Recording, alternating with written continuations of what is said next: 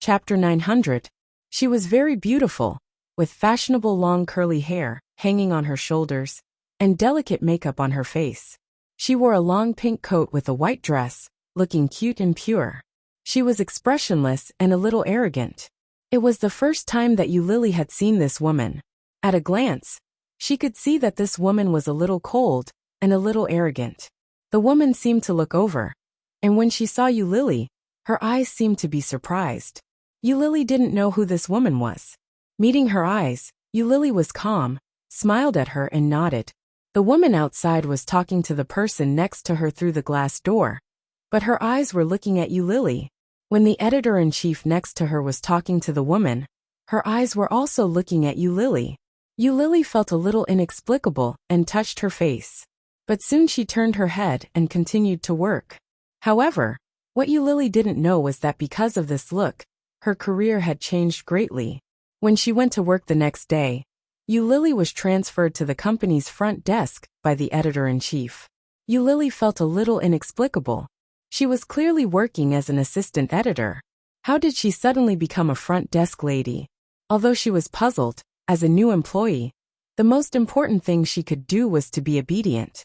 On Thursday and Friday, Lily honestly worked at the front desk and reviewed contracts as an editor. The third day was Saturday. Lily had been working for several days in a row.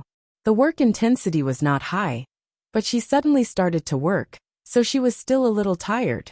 She didn't get up until 10 o'clock. When she got up, Oming had already disappeared. After washing up, Lily went out and found that Oming was making breakfast. Fresh and good-looking sandwiches were placed on the table, and hot milk was steaming in the cup. When Oming saw her coming out, he put down the black coffee in his hand and waved to her. "Come here and have breakfast." Lily was full of happiness. After washing her hands, she picked up the 3 words. "Super delicious. How do you know how to make this?" "I told you, there's nothing I can't learn other than giving birth." Oming was beaming with joy, and there was an indescribable smile in his peach blossom eyes. He also picked up a sandwich and took a bite. "Drink a mouthful of milk. The medicine is almost ready. After breakfast, you can take the medicine in half an hour." This traditional Chinese medicine was used to adjust Lily's cold sex. Lily ate the sandwich and nodded. Halfway through breakfast, Oming's cell phone rang.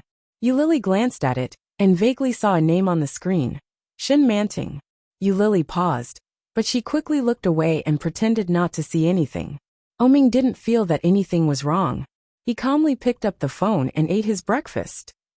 However, to Oming's surprise, the person on the other side was not Shin Manting, but his mother. "Lilo, where are you? Today is the weekend.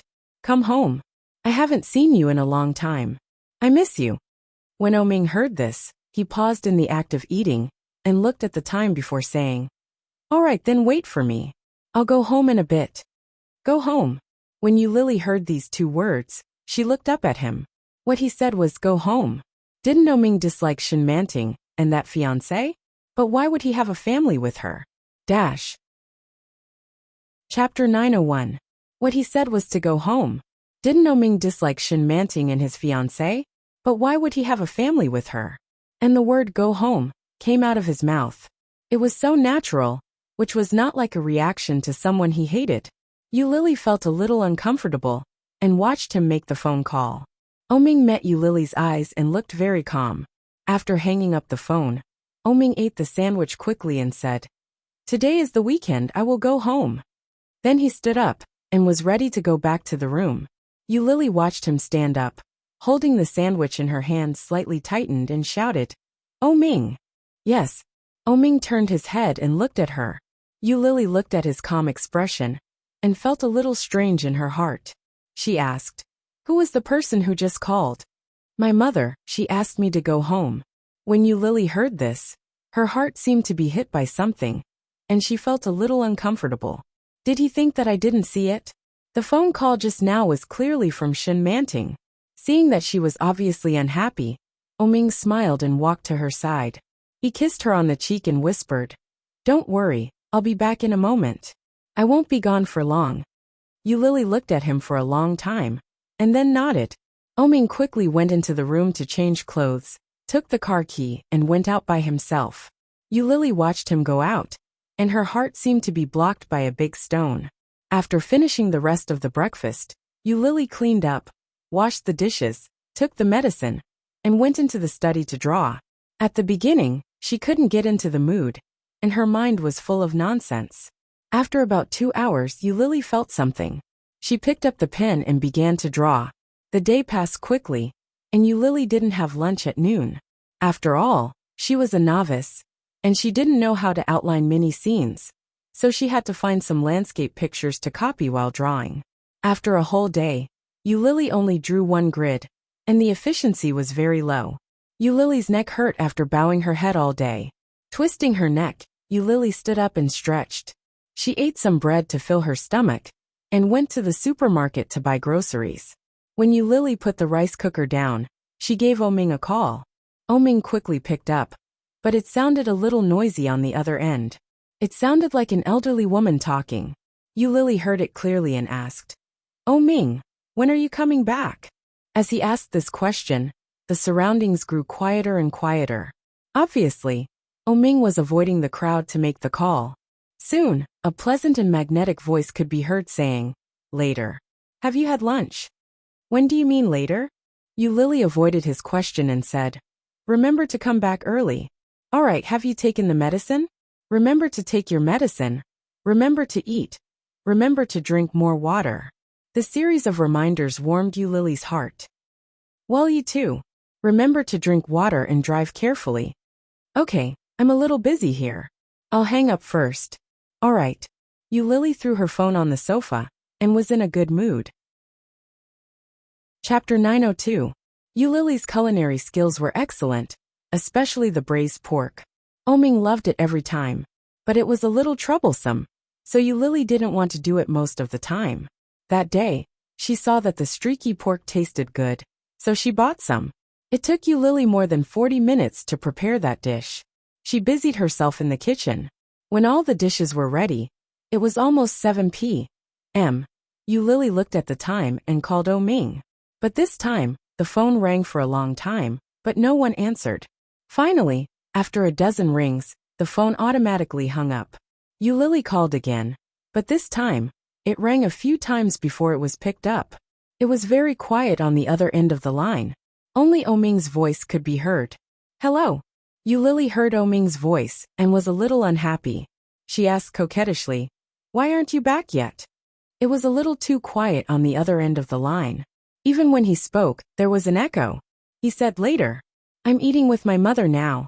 It's not easy for me to come back, so I have to stay a little longer before I leave." Hearing that, Eulili's mind subconsciously thought of the phone call in the morning. His return home. His mother. Why do they make me feel a little uncomfortable? Eulili wanted to ask, but she was afraid that he would think she was being too nosy. She hesitated for a moment and said, "All right. You go ahead." "Well, remember to eat." Oming was a little apologetic. After reminding her, he hung up. Eulili looked at the table full of food, and her mood suddenly fell to the bottom. She scooped a bowl of rice for herself and slowly ate it. Just as Oming hung up, Shen Manting opened the door and walked in. She was a little surprised to see him and said, "So you're here. What are you doing in the utility room?" "Nothing." Oming put his phone in his pocket and didn't even want to look at her. He turned and walked out. Shen Manting pulled him from behind and said, "Oming, I'm your future wife. Can't you treat me better?" Oming stopped and turned to look at her with a faint smile. He said, "Shen Manting, you really dare to say that. If it weren't for my mother, do you think I would be engaged to you?" When Shen Manting heard that, she smiled and said, "You can't say that. You know your mother's condition. Without my brother's help, do you think your mother would have survived until now?" Oming raised his eyebrows slightly and shook her hand off. He looked at her with contempt in his eyes and said, "Shen Manting, you're so good-looking. Why do you like a man like me? With your looks, you can find any man you want. Why do you have a crush on me? I just like you. Don't think that I don't know that every time you go to the nightclub, you're just putting on a show for me. Do you think that I won't investigate?" Shen Manting walked over and raised her head proudly to look at Oming. "Just like how I investigated your mistress, I know everything." Oming looked at her with disgust in his eyes. Shen Manting was always like this. She was superior, arrogant and complacent. Obviously, she didn't have much strength, but she relied on Shen Luo and to be arrogant and domineering. She was simply a mentally retarded bigot. Chapter 903. Shen Manting was unhappy. She stamped her feet and snorted. Then she followed him out. Oming sat down at the dining table. Shen Manting saw him, sitting in front of Qiao Ziqing. She glanced at them and walked in that direction. She walked to Oming's mother and said, "Auntie, let me help you with the rice. You should eat more." Qiao Ziqing looked at her daughter-in-law. The more she looked at her, the more she liked her. She nodded and said, "Okay." Shen Manting smiled proudly and looked at Oming. Oming acted as if he didn't see anything. He took the rice handed by the nanny and lowered his head to eat. Qiao Ziqing was a little dissatisfied and shouted, "Oh, don't just eat by yourself. Help Manting to eat." Oming picked up some vegetables with his chopsticks and put them in Shen Manting's bowl. Then he continued to eat. His actions were fast and obviously perfunctory. But when Shen Manting saw his actions, she smiled proudly. Her smile was not big, and it was extremely difficult to notice. Qiao Ziqing looked at her son reproachfully and said, "Look at you. How can you treat a girl like this? Fortunately, Manting is magnanimous. After dinner, I will send Manting back." Oming was a little impatient, but when he saw the seriousness and expectation on his mother's face, he couldn't bear to refuse. He said, "Got it." Shen Manting smiled and lowered her head to eat. Sure enough, if she wanted to control Oming, the best way was to control his mother first. Oming's wife could only be Shen Manting. She didn't believe that with such a good condition, she couldn't be compared with a third son who had nothing. Hearing Oming's response, Qiao Ziqing was finally satisfied and let him go. She picked up some food for Shen Manting and asked, "Are you used to living at O's place?" "Yes, it's very comfortable, and Oming treats me very well," Shen Manting said with a smile. "I'm here to talk about the wedding date. We're not young anymore. I'm already 27 years old. My grandmother told my fortune. She said that I have to get married this year. Otherwise, I'll be in big trouble." Shen Manting nodded. Oming sneered and said with some disdain, "What era is this? Do you still believe in this? For this kind of thing, I'd rather believe it to be true than not." Shen Manting looked at Oming with a serious look on her face. "The fortune teller also said that our lives complement each other. Let's get married this year," Shen Manting said with a threatening look on her face. Oming nodded. Oming's eyes were deep as he ate. The reason why Shen Manting could say such a thing was that she believed that he had to rely on Shen Luoen's medicine to keep his mother alive. But what Shen Manting didn't know was that Oming had already started researching the cause of his mother's illness 2 years ago. He had also been working on Shen Luoen's secret prescription. Once he succeeded, he would no longer need to maintain this nominal fiancé relationship with Shen Manting. At that time, he could openly break off the engagement and marry the person he truly loved. However, before that, he could not afford to gamble. Hearing Shen Manting's suggestion, Oming looked up and said expressionlessly, "It's already November, and the year is almost over. There's only a little more than a month left. Isn't it too late to say it now?" Chapter 904. In fact, Shen Manting had already told Qiao Ziqing about this. Sure. Hearing this, Qiao Ziqing smiled and nodded. There are still 3 to 4 months until the new year. It's still not too late to start preparing for the wedding. Will I be able to hold a grandchild next year? Shen Manting lowered her head and looked at Oming shyly. Qiao Ziqing smiled even more happily and teased, "This girl is actually shy. What's there to be shy about? It's settled then. I'll ask someone to check the date tomorrow." "What's the hurry?" Oming put down the bowl. "I've just been planning an overseas investment project. I'm very busy recently. I'm afraid I don't have that much time to do this." "It doesn't matter." Shen Manting smiled brightly. "I know you're busy. Just leave it to me. It just so happens that my brother has nothing to do. I've already asked him to come over and help." "Your brother?" "Yes, you've also met him, Shen Jilia." Shen Jilia was Shen Luoen's younger brother. He was also a doctor, but he majored in psychology. "Oh, Ming responded and put down his chopsticks. Looking at his mother and Shin Manting's happy faces in front of him, he couldn't express his annoyance. I don't plan to get married so early, Manting. My career is still on the rise. As you can see, wait for me for a while. Ming, I can't wait anymore. Do you want me to die next year? I've waited for you for 4 years, and you still want me to wait? You're so selfish. Shin Manting pouted and looked like she was about to cry. Seeing this, Xiao Ziqing was also a little angry at Ming's attitude. She said, the best time of a girl has been wasted by you. How can you be like this? You're going to make me die of anger. Look at yourself. You're already 31 years old. Li Xiqing's twins are running around everywhere. The last time I came over, you called me grandma. How can you say that your career is on the rise? You're so useless. Mom. Ming felt a little headache. Xiao Ziqing directly interrupted Ming's words. Anyway, don't worry about it. Go and do your own things. Leave the wedding to me and Manting. We must get married within this year. Shin Manting held Xiao Ziqing's arm and said emotionally, Auntie. Xiao Ziqing patted Shin Manting's arm and said, Manting, don't worry. I'm indebted to the Shin family. I won't let you down no matter what. Shin Manting was delighted to hear this. She sniffed and nodded in satisfaction. Ming didn't say anything. He stood up, picked up the pack of cigarettes and walked out. At that moment, Ming's father, Huijin, walked in. He looked travel-worn. Xiao Ziqing was pleasantly surprised to see Huijin. You're back. Doesn't it mean that he'll come back tomorrow? Huijin was handsome. Although he was already in his 50s, he still looked like a man in his 30s or 40s. Huijin's expression softened when he heard Xiao Ziqing's words. He walked over and said, I heard that Manting is here, so I ended it early. What are you talking about? Why are you so happy? Let's talk about our marriage, Shin Manting said with a bright smile. When Huijin heard that, he looked at Ming in surprise and said, Son, you've finally come to your senses. You know that you can't drag on at your age. Chapter 905. Are you full? You only ate a little? Xiao Ziqing said from behind, but Ming didn't pay any more attention to her. He walked straight outside. It wasn't just Shin Manting. Even Mr. and Mrs. O could see Ming's displeasure. Shin Manting felt a little awkward. She looked at Xiao Ziqing and asked, Auntie, is it good for us to force him like this?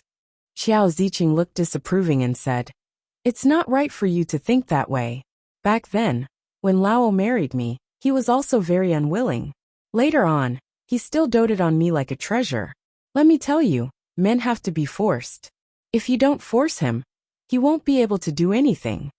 Shin Manting suddenly felt relieved. She nodded and smiled brightly. That's what my grandmother told me. No matter how playful a man is, he'll learn after marriage. What's more, Ming is such a responsible man. Hearing Shin Manting praise her son, Xiao Ziqing was equally happy. Soon, the two of them began to discuss the matter of marriage. Ming was a little annoyed as he walked outside.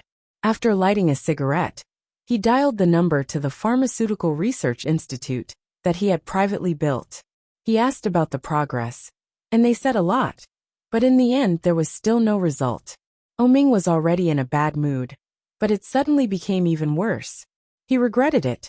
If he had known this would happen, he wouldn't have brought Yu Lily back from the capital at this critical juncture. Now that the matter had not been resolved, and Yu Lily was so sensitive, if she sensed that something was wrong, she would definitely overthink it. What should I do? Ming took a deep drag on his cigarette. He felt a splitting headache. He took his car keys and walked toward his car. Before he could put the keys in, he heard Huijin call out, Xiao. When Ming heard that, he turned his head. Huijin stood at the door and looked at him meaningfully. A pair of slightly wrinkled peach blossom eyes looked in his direction and said, Let's talk. Ming didn't go home, so Yu Lily was in a very bad mood. After dinner, Yu Lily was no longer in the mood to paint. She lay on the bed, her mind full of random thoughts. Holding her phone, she wanted to call Ming, but she didn't dare do it. What if he found her annoying? What should she do? With her current status, what right did she have to ask him where he went and who he was with? Yu Lily was very clear, but at the same time, she felt a strong sense of loss. The gap between them was still too big. Lily was extremely upset. After rolling on the bed for a while, she went to take a shower, and then went to the study, turning on the computer to draw. When it was about 11 o'clock, Ming still hadn't come back. Lily's heart felt empty. She picked up the phone and dialed Ming. The call was quickly answered, and Ming's voice came through. "You're not asleep yet?" His gentle question made Lily feel relieved. She pouted and said, "I can't sleep if you don't come back. Where are you?" Ming was silent for a moment. After a long time he said, "I'm not going back tonight." Chapter 906. "Oh," Lily asked, "at your mother's place?" "Yes. Remember to sleep early and remember to take your medicine," Ming replied calmly. Lily's chest tightened, and she felt indescribably depressed. However, she couldn't say anything. After a moment of silence she said, "Got it. Go to work. Good night." "Good night." After hanging up the phone, the air was dead silent. Her mood seemed to be hollowed out by his words, and it was terrible. Lily looked at the ceiling for a long time, then threw the phone away, covered the top of her head with the quilt, and closed her eyes. She didn't sleep all night. There was still a lot of food left from last night's dinner. Lily didn't have extra money, so she put it away. She heated it in the microwave and ate some. Her eyes were a little painful, but she couldn't fall asleep. Lily put on a loose sportswear and went out for a run. The apartment where Ming lived was located in the prosperous area of the city, and it was also a very famous area for the rich. There were many parks and squares. Lily trotted all the way, and after 2 laps, it was already dawn. When she returned to the apartment, it was already after 9 o'clock. She pressed the elevator button, and she was a little out of breath. Suddenly there was the sound of a suitcase being pulled, but Lily didn't care. However, there was a sudden exclamation behind her, and it seemed to be a little surprise. It was a man's voice shouting, "It's you?" Lily didn't know whether it was an illusion or something, but she felt a little familiar. Turning her head, she saw a young man who looked about 25 or 26 years old standing not far behind her. He was wearing a pink suit, pulling a suitcase, and looked very well equipped. He had a fashionable hairstyle and a carefully groomed face. At first glance, she knew he was a very particular person. However, the man's smile was bright, and he was full of sunshine and cheerful appearance. At this moment, he was looking at Lily with surprise, pointing at her and said slowly, "It's really you. Damn, I was cheated by you last time. You little liar." Lily looked at the man, and the familiar feeling came. "It seems I saw him when I was a bartender." Could it be that he had been deceived by her? Lily immediately turned her face away, and pretended to be calm as she said, "You must have mistaken me for someone else. I don't know you. How is that possible? We must have met before. You are that. Who is that? What's your name? Li Xiaoyu? Right, it must be you." Shenjilia looked at her with certainty and said, "I'm very sure, but Li Xiaoyu is definitely your pseudonym. What's your real name?" Lily was a little annoyed. She turned her head and scolded, "Are you crazy? I don't know you. TSK, I still have that 1982 Lafite." Shenjilia's interest was piqued and he said, "I don't have any intention of getting even with you. I just want to be friends and get to know you better. My name is Shenjilia, and I'm 26 years old. I just moved here today. Do you live here?" Lily didn't want to leave him behind. When the elevator arrived, she immediately walked in. Shenjilia followed her in, and pressed the elevator button. It was the 20th floor. Chapter 907. Lily was a little impatient. She looked at him with annoyance and said, "Why are you so talkative?" Shenjilia immediately shut up. Lily glared at him, and pressed the elevator button for the 26th floor. Shenjilia didn't say another word. He secretly memorized the floor number. When the elevator stopped on the 20th floor, Shenjilia pulled his suitcase and walked out. His smile was as bright as the sun. He looked like a handsome, sunny young man who had just walked out of a comic. "I'll move first. I'll come to play with you later." Lily didn't want to pay attention to him at all. After pressing the button to close the elevator door, she pressed the button for the 26th floor to cancel. Then she pressed the button for the 28th floor and went up. As soon as she went up, Yu Lily felt very sleepy.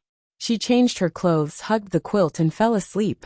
He slept until the middle of the night. When she woke up, Oming was already sleeping beside her. He was only wearing a bathrobe. His breathing was even, and his arm was on her waist. It was a familiar and natural action. But at this moment, Yu Lily felt a lump in her throat, and she almost couldn't hold back her tears. Leaning into his arms, Yu Lily greedily and carefully breathed, smelling his scent, and closed her eyes. The next day, Monday, Yu Lily was directly sent to the front desk and became a temporary receptionist. However, she stayed there for 3 days. On the 4th day, Yu Lily finally couldn't help it.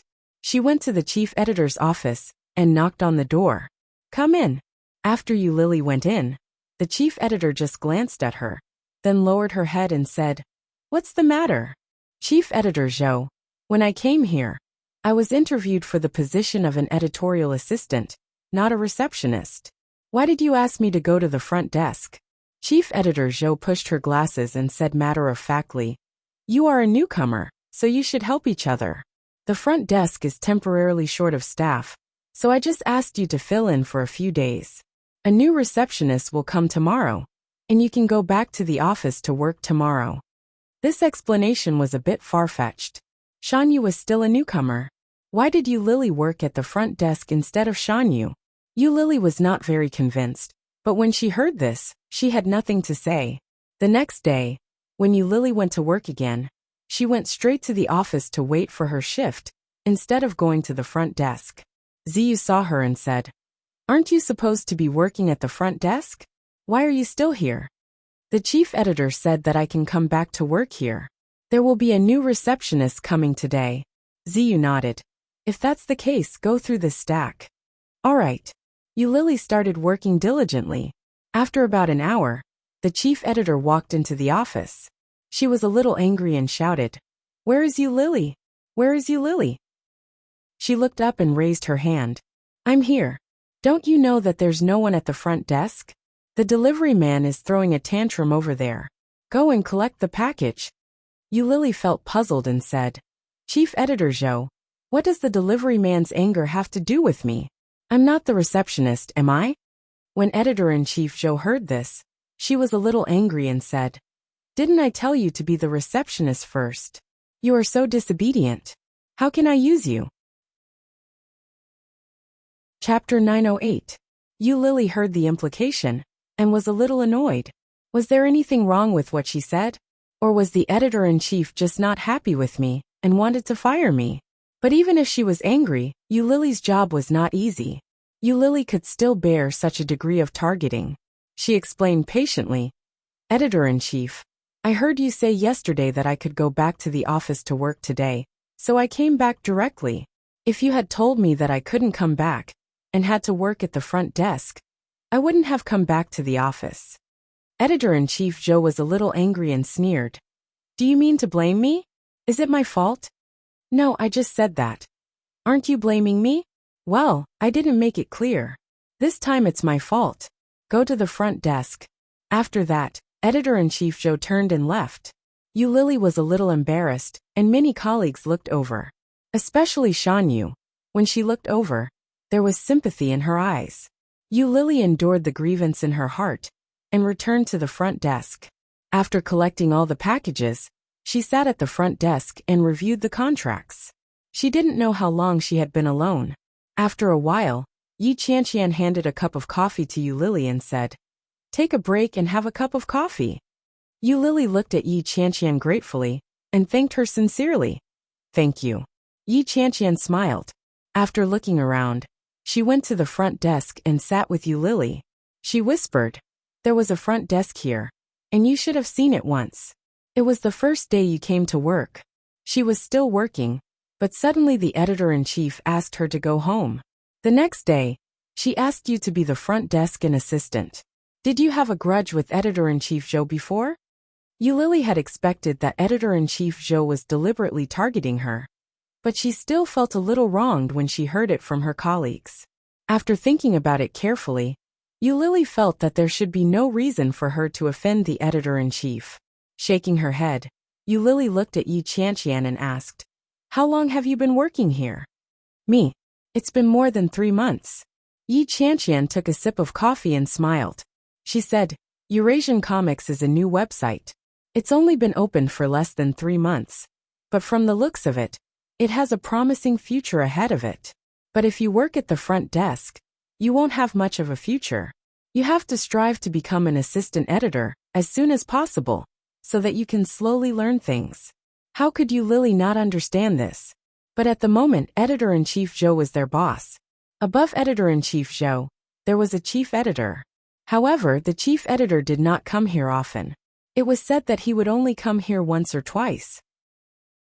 If you Lily hadn't guessed wrong, the person who had spoken to Editor-in-Chief Zhou last time and made Editor-in-Chief Zhou act like a lackey should be the Editor-in-Chief of Eurasian Comics. Thinking of that woman, you Lily immediately remembered the last time she and Editor-in-Chief Zhou looked at her and talked.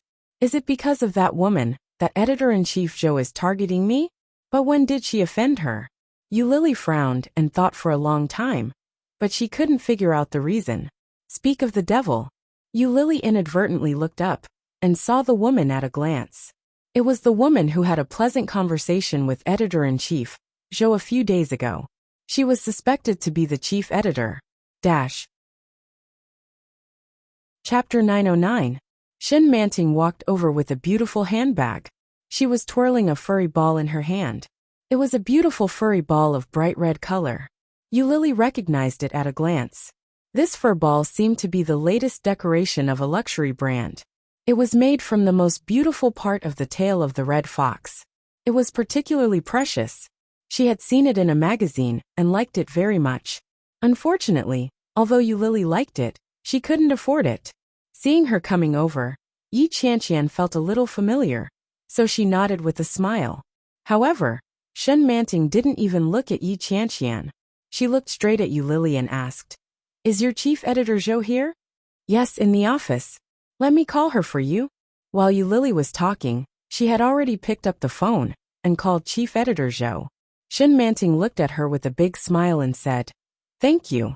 This is for you. She casually threw the fur ball into you Lily's arms. You Lily was stunned and looked at Shin Manting. Shin Manting winked at her and said, I bought it casually, but it doesn't look good on me. I think you look beautiful in red, so I gave it to you. You Lily couldn't believe it. When she was about to say something, Shin Manting turned around and was about to go inside. Wait. You Lily stopped her and said, This thing is very expensive. You. Oh, I don't like it. If you don't like it, you can give it to someone else. But I really think it suits you. You can hang it on your bag. It must be very beautiful. Shin Manting waved at her and walked inside. You Lily felt like she had seen a ghost. Is this for real? The editor-in-chief actually gave such a valuable thing to him just like that? She was too generous. You Lily felt a little surprised. Looking at Shin Manting's back, she shouted, Thank you. Shin Manting's back was facing her, and a triumphant smile flashed across her face. She waved her hand and walked into the room. Yi Qianqian looked at the fur ball in you Lily's hand and felt a little envious. She said, That's nice. This thing seems very expensive. You Lily really liked it. She held it in her hand and couldn't wait to hang it on her bag. The handbag was also a very beautiful bright red, and it complemented the fur ball very well. So beautiful. Yi Qianqian liked it very much, but she still sighed and said, That's great. I'm going to work now. You can continue reviewing the contract. You Lily smiled and nodded. She raised her hand and said, Thank you for the coffee. You're welcome. After Yi Qianqian left, you Lily secretly felt that she might have been too narrow-minded. This fur ball was even more expensive than her salary, yet the chief editor had given it to her so casually. He probably wasn't targeting her on purpose, right? You Lily looked at the fur ball and was in a good mood. After work, you Lily returned home and was surprised to find that Ming was already home. You Lily was carrying the groceries she had just bought and said, Why are you back so early today? I haven't cooked yet. Ming sat in the living room, glanced at the groceries in her hand, and said, Put them in the fridge. I ordered takeout. As he spoke, he stood up and walked toward you Lily. Ming's long fingers were holding a cigarette, which was slowly emitting smoke. Yulili looked at him and didn't care. She sorted the groceries and put them in the fridge. Before she finished, Oming had already hugged her waist. Oming gently exhaled the smoke in her ear. With a faint evil smile on his lips, he said, "Yulili, how long have you lived here?" His voice was low. As he spoke, Oming held her waist with both hands and rubbed his head forward. He gently rubbed his cheek against her face, and the corners of his lips seemed to touch her from time to time. If it had been the usual Yulili, she would definitely have raised her head to meet his touch. But at that moment, Yulili felt a little uncomfortable. Yulili looked sideways, kissed him gently on the lips and said, "About 10 days?" Oming closed the refrigerator door and gently pressed her against the refrigerator door. With a slightly upturned voice he said, "It's 11 days. In a few days, it will be half a month." Yulili had recently gained some weight. Compared with the bones when she first came back, she now had a lot of meat on her body. Even her hair had grown a little longer. Compared with a few days ago, she looked twice as good. Today in the office, she suddenly remembered the feeling of the past. Oming simply got off work early and returned home. After waiting for a long time, Yulili returned home. Oming touched her belly with his big hand, gently squeezed it and said, "Is your illness better?" In order to respect her, Oming had not expressed any intention of asking for anything during this time. But today he couldn't help it. Oming gently pressed her against the refrigerator door and leaned over to kiss her gently. Seeing this, Yulili suddenly understood. Her heart tightened, and she felt a little nervous and guilty. Facing his fiery gaze, Yulili put her hands around his neck and said, "Not yet." Yulili was about to speak, but Oming had already pressed her down and kissed her fiercely. Yulili exclaimed, and her slender waist was almost broken. She shouted, "Be gentle." Oming heard that and loosened his grip, but his action was still not gentle. Yulili let him do whatever he wanted, but her body didn't feel anything. She was even a little annoyed and disgusted. An idea quickly began to expand in her mind. All he wanted was her body. When this idea popped out, Yulili's originally reluctant heart felt more and more impatient. She gently pushed him away, but Oming didn't let her move. He looked at her with a pair of deep peach blossom eyes. They looked at each other and didn't say a word. Chapter 9-10. Oming stopped what he was doing and pulled himself away. Yulili touched his pocket and saw that he took out a bottle of something. Watching him use it, Yulili gritted her teeth and closed her eyes. Oming continued. This time, Yulili didn't cry out in pain. She was carried to the sofa, and they lay together. But no matter what he did, she didn't feel the slightest bit. The only feeling was discomfort. Yulili lay on the sofa and didn't feel anything at all. She was like a dead fish. Oming almost thought that he was F***king. Oming got up in annoyance, took a cigarette box on the side, lit it, and took a long drag. Yulili was tired. After Oming finished, she lay on the sofa and looked at him. She was a little tired and said, "I'm hungry." Oming blew out a smoke ring.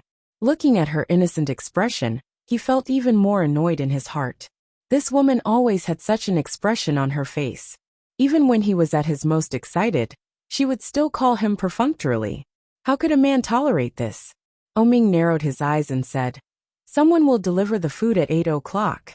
As he spoke, he had already put on his clothes. Oming picked up the car key and stood up. Yulili grabbed him and panicked. "What are you going to do?" "Let's go for a walk." Oming moved her hand away and walked out. Yulili was a little disappointed. She watched him open the door and walk out. She sat on the sofa and felt a little lost. Shen Manting listened to the commotion on the other side and heard all the strange noises. She could guess what was going on. There was only so little between a man and a woman. Without sex, how could there be love? Now even their sex life was not harmonious.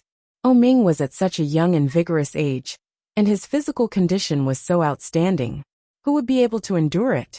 Since Oming was out now, it was time for her to do it. Shen Manting picked up the phone and dialed Oming's number. But soon, she immediately thought of something and pressed the number. After thinking about it, she called Xiao Ziqing. The phone was quickly connected. "Hello, Auntie?" Shen Manting's voice was sweet and easy to please. Xiao Ziqing had just finished her dinner and was in a good mood when she heard Shin Manting's voice. She asked, "What's the matter? Why are you so happy?" "Really?" Shin Manting looked in the mirror and smiled. She suddenly felt that the person in the mirror was beautiful. "It's so easy to see. Hee hee. Actually, I prepared a surprise for Oming, but you know how he treats me. I'm afraid that he won't come. Can you ask him to come over? The little girl is quite smart. Where do you want him to go?" Shin Manting was a little proud and said, "You can say that you are now in the Shishan villa and wait for him to pick you up." "Okay. Okay. I'll listen to you. I'll call him." Shin Manting's heart was filled with joy. She quickly put the phone aside and entered the cloakroom. Just as he was about to find a bar to relax, he received a call from his mother. When he heard that she was in the West Mountain Villa, he suddenly felt a headache. Oming drove to the Shishan Villa area and rang the doorbell. Chapter 9:11. Shin Manting was obviously very happy to see him. She pulled him in and then closed the door. Oming looked inside and frowned. He looked around and asked, "Where is my mother?" Shin Manting stood behind Oming and did not speak.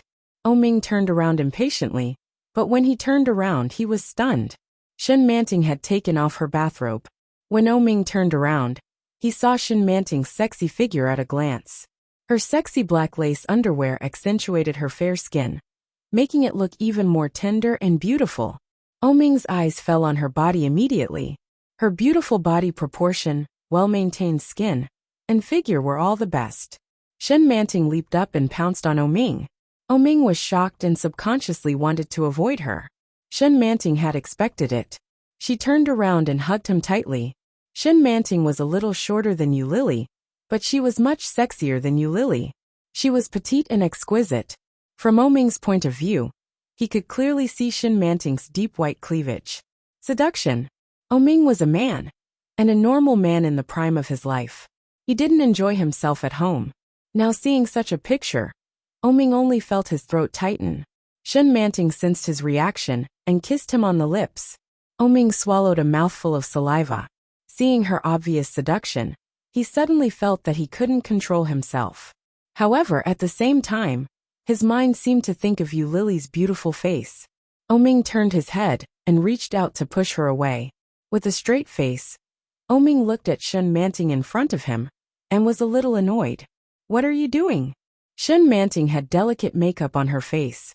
She pouted and said, "We are engaged.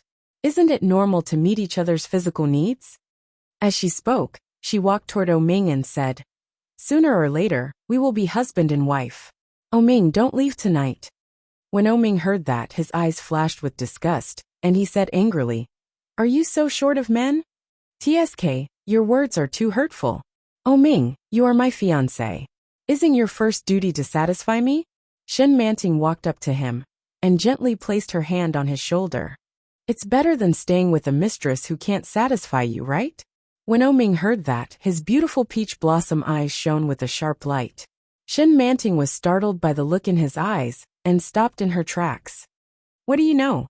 Oming looked at her and took a step forward. "Are you spying on me?" Oming's aura was more powerful than Shin Manting had imagined. When he took a step forward, Shin Manting subconsciously took a step back. But then he realized that he should have gone up to meet them. She smiled coquettishly and stepped forward, saying, "If I had that ability, would I still be afraid that I wouldn't be able to take you down?" As she spoke, she untied the strap of her underwear and winked at him. "I know you also want to," she said coquettishly. Oming's face darkened. He pushed her away without any pity and said angrily, "Get lost." Chapter 9:12. Oming's face was cold. He turned and walked out. Shin Manting looked at Oming's back and shouted, "What's so good about that, mistress? Oming, you be ****starred." Oming opened the door wide and walked out without the slightest intention of closing the door. The cold wind blew in, and Shin Manting shivered from the cold. Seeing Oming's lack of pity, Shin Manting was so angry that she hit the sofa and shouted, "Be ****starred." After what Shin Manting had done, Oming felt even more suffocated. He found a random bar and downed a lot of alcohol. Oming was drunk, but he could only lie on the bar, feeling dizzy. Losing his balance, Oming fell straight down. Bang! The stool was overturned by Oming, and the noise was loud. The waiter had a headache and helped him up. He said, "Sir, you should call someone to pick you up. How can you drink so much?" Oming was dizzy from the fall, and his mind was a mess. The waiter knew that he was too drunk, so he said, "Where's your phone? Take it out and see who is the best person to call." When Oming heard that, he took the phone out of his pocket and pressed the one key. The waiter was a little speechless, because the number that Oming dialed turned out to be the word that cursed people the most: bitch. Eulili was drawing. There were only a few strokes left on the last frame. Seeing that she was finally about to finish the first episode, she felt indescribably satisfied. The phone rang. It was Oming. "Hello. Ah, Eulili." Oming sounded drunk as he shouted, "I'm drinking." "You?" Eulili frowned and asked, "Where are you?" "Where am I?" "I don't know." Oming sounded very drunk. Oming's alcohol tolerance was very good. To be able to drink to this extent, how much could he drink? The waiter quickly took the phone and gave Eulili the address. Eulili put down her paintbrush without saying a word, put on some clothes, and took a taxi to the bar the waiter had mentioned. Oming was helped to sit at the bar counter. In front of him was a large pile of wine bottles and glasses. Eulili had a headache. She quickly took her hand from the waiter and said, "Thank you. Let me do it." When Oming heard Eulili's voice, he turned his head and smiled happily. "You're here." As he spoke, he hugged her with both hands and said, "Let's go home." The smell of alcohol filled the air. Eulili frowned in disgust, pushed him away and said, "How much did you drink? The smell is so strong." When the waiter saw Eulili, he was a little surprised, but he still took out the bill and said, "This gentleman drank a lot of wine, and you haven't paid yet." Eulili looked at the list and felt a headache. Oming held her in his arms and rested his head on her neck, panting slightly. "You must have drunk too much and was feeling unwell, right?" Eulili patted his face in disgust, took out the leather armor from his pocket, took out a card, and handed it to the waiter. The waiter took the POS machine and entered the password for Eulili. Eulili skillfully entered the password, but it was wrong. Eulili was stunned. When she saw the waiter's surprised look, she felt a little embarrassed. Chapter 9:13. Did he change the password? Eulili glanced at the card, frowned, and changed another one. There were many cards in Oming's leather armor, but after trying 3 or 4 of them, the passwords were all wrong. Eulili's face was so hot that she could cook an egg. She patted Oming's face and asked, "Hey, what is the password of your card?" Oming was already asleep, and he didn't feel anything after being patted. Eulili just went out in a hurry, so she only brought enough money to take a taxi, and she didn't prepare a card at all. Now this situation is so embarrassing. Under everyone's gaze, Eulili searched Oming's wallet again, and then took out 3 or 4 cards. After swiping them again, all of them were wrong. Feeling more and more strange eyes around, Eulili finally found a card, a red goddess card. It used to be used by her, and at the same time, it was also opened in her name. When Eulili saw this card, she couldn't tell how much she missed it. However, this card was the salary card that she enjoyed when she was still a nominal supervisor in a European-style shopping mall.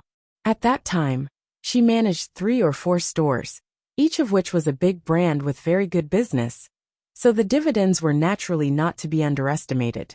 After Eulili returned all the money to Oming, she left the card in the villa.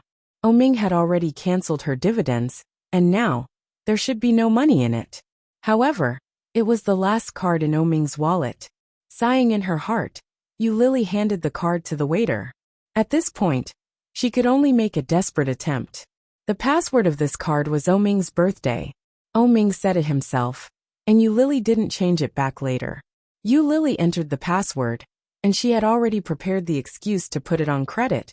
But to her surprise, it showed that the payment was successful.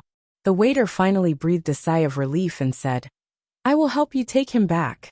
He drove here." "Okay, thank you."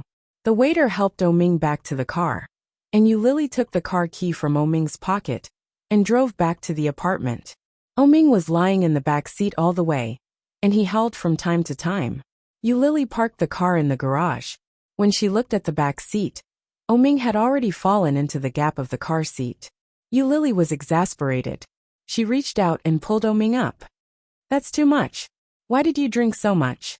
He tried to pull, but to no avail. Ming seemed to know what she was doing and got up. After Lily finally managed to drag him out, the further he walked, the more inclined he became. It was very difficult for Lily to carry it. She pulled hard and shouted, "Stand straight!" It was past midnight, and there weren't many people in the garage. Lily's roar echoed in the garage. At the same time, a beautiful orange-red Maserati drove in and parked in the underground garage. Lily was overjoyed and turned to look. The car soon came to a stop, and a man in a pink suit stepped out. When Shinjilia saw Lily, he was shocked and overjoyed. When Lily saw him, she felt that it was inevitable. She wanted to run, but Ming was too heavy. Lily's hands were sore, but she still couldn't move him. Chapter 9:14. Brother-in-law. Lily couldn't believe it and looked at him. Brother-in-law? This man is called Shinjilia, and Ming's fiancé is called Shin Manting. It can't be so coincidental, can it? Is he Shin Manting's younger brother? Shinjilia came forward and pulled Ming up with one hand. He straightened Ming's face and said, "Ha, it's really my future brother-in-law." But then he looked at Lily with some disbelief and said, "Are you the mistress my sister talked about? My God, the world is so small." Lily's heart sank. She glared at him and then slapped his hand away and shouted, "Get out of my way!" Shinjilia also realized that his words might have been a little inappropriate, so he laughed dryly and ran over to Lily. He reached out his hand to take Ming from her. Lily roared, "Get out of my way, don't touch my man. He is not your brother-in-law." Shinjilia was shocked by her anger and waved his hand helplessly. Well, but you can't carry him alone. Let me help you carry him up, okay?" Lily's eyes were red, and she stared at him. She put her hands under Ming's armpits and half dragged and half pulled him to the elevator. Shinjilia knew that he said something wrong, so he shut his mouth. But when he saw her struggling, he couldn't stand it anymore. He went forward and pulled Ming, who was in her arms, over and said, "Oh, let me help you. Let's go." Shinjilia pulled Ming. Obviously, he was much stronger than Lily. He pulled Ming up without any effort. Lily looked at him, and her heart was empty. This man turned out to be Ming's future brother-in-law. Shinjilia carried Ming to the elevator. When he turned his head, he found that Lily was still standing in the same place. He shouted, "Hey, follow me. Which floor is it?" Lily walked up quickly, and the elevator arrived. When the elevator door opened, Lily stepped in and pressed the button for the 28th floor. He said, "You are so cunning. I went to the 26th floor to look for you many times, but the 4 owners of the 26th floor said they didn't know you. It turns out that you live on the 28th floor. My brother-in-law is the only one living on the 28th floor. You really live with my brother-in-law." Moreover, it was said that this was Ming's private residence. Even Ming's parents had never been here before. How could this woman live here so openly? Shinjilia looked at her and shook his head. Lily didn't know if it was an illusion, but she felt sympathy and regret on Shinjilia's face. Lily glared at him. Before Lily could speak, Ming spoke first. "You." Ming's voice carried a strong sense of intoxication. He opened his eyes, which were bloodshot. He raised his hand and reached out to Lily. Lily went forward and hugged him. Her heart was slightly sour. She whispered, "Well, I'm here. I'm home." As Lily got closer, the distance between her and Shinjilia was also shortened. Shinjilia could clearly smell the fresh fragrance of Lily in addition to the smell of alcohol on Ming's body. It smelled good, and it was very comfortable just like her. Shinjilia sniffed and felt his heart was moved. He said, "Your name is Lily, right? I've heard of you." Chapter 9:15. Lily heard that and ignored him. Ding! When the elevator arrived, Lily held Ming and said, "I'll go in by myself." "Thank you, Mr. Shun." Shinjilia was not stupid. He could clearly hear the deliberate alienation in Lily's words. But he still pretended not to understand and said, "You're welcome. We are neighbors. I'll help you to help him in." As soon as she finished speaking, she pulled Oming to the door without giving him a chance to speak. Yulili looked at him and quickly pressed the password. She looked up and found that Shenjilia had consciously turned his head away. She breathed a sigh of relief and watched Shenjilia help Oming into the house. Oming opened his eyes in a daze. When he saw that it was his home, he pushed Shenjilia away and walked inside. At the same time he shouted drunkenly, "Yulili! I'm here!" Yulili answered and hurried forward. But when Oming saw her, he laughed drunkenly, pulled her over and said, "You're back. I missed you so much." Such straightforward drunken words made Yulili's heart flutter. With her cheeks blushing, she gently pushed him and said, "Stop it. There are outsiders here." "Yulili, I love you. I love you so much. What should I do? Are you poisonous?" Huh. His drunken words made Yulili's heart beat faster and faster. Is this the legendary words spoken after drinking? She had never seen or heard such words from Oming. Oming's eyes were full of tenderness and honey as he looked at her. His beautiful eyes clearly reflected Yulili. Oming leaned toward her, raised his big hand, pressed her head and kissed her. Yulili was a little resistant, and subconsciously looked in the direction of Shenjilia. She wanted to break away from Oming, but Oming was drunk, and his strength was even more amazing. Shenjilia looked a little embarrassed, but at the same time, he felt a little annoyed. After all, Oming was his future brother-in-law. Although Shenjilia knew that Oming had a mistress at home, being kissed so openly with a mistress would make him feel uncomfortable. But what could he do? At that moment, Shenjilia felt extremely awkward. It wasn't just because of his current situation, but also because of his current status. What should he do? Should he go and beat him up? However, he was not very angry. It was that girl who turned out to be Oming's mistress, which made Shenjilia feel a little regretful. After taking a look, Shenjilia quietly turned around and reached out to close the door behind him. "I love you too," Yulili said softly, and took the initiative to look up at him.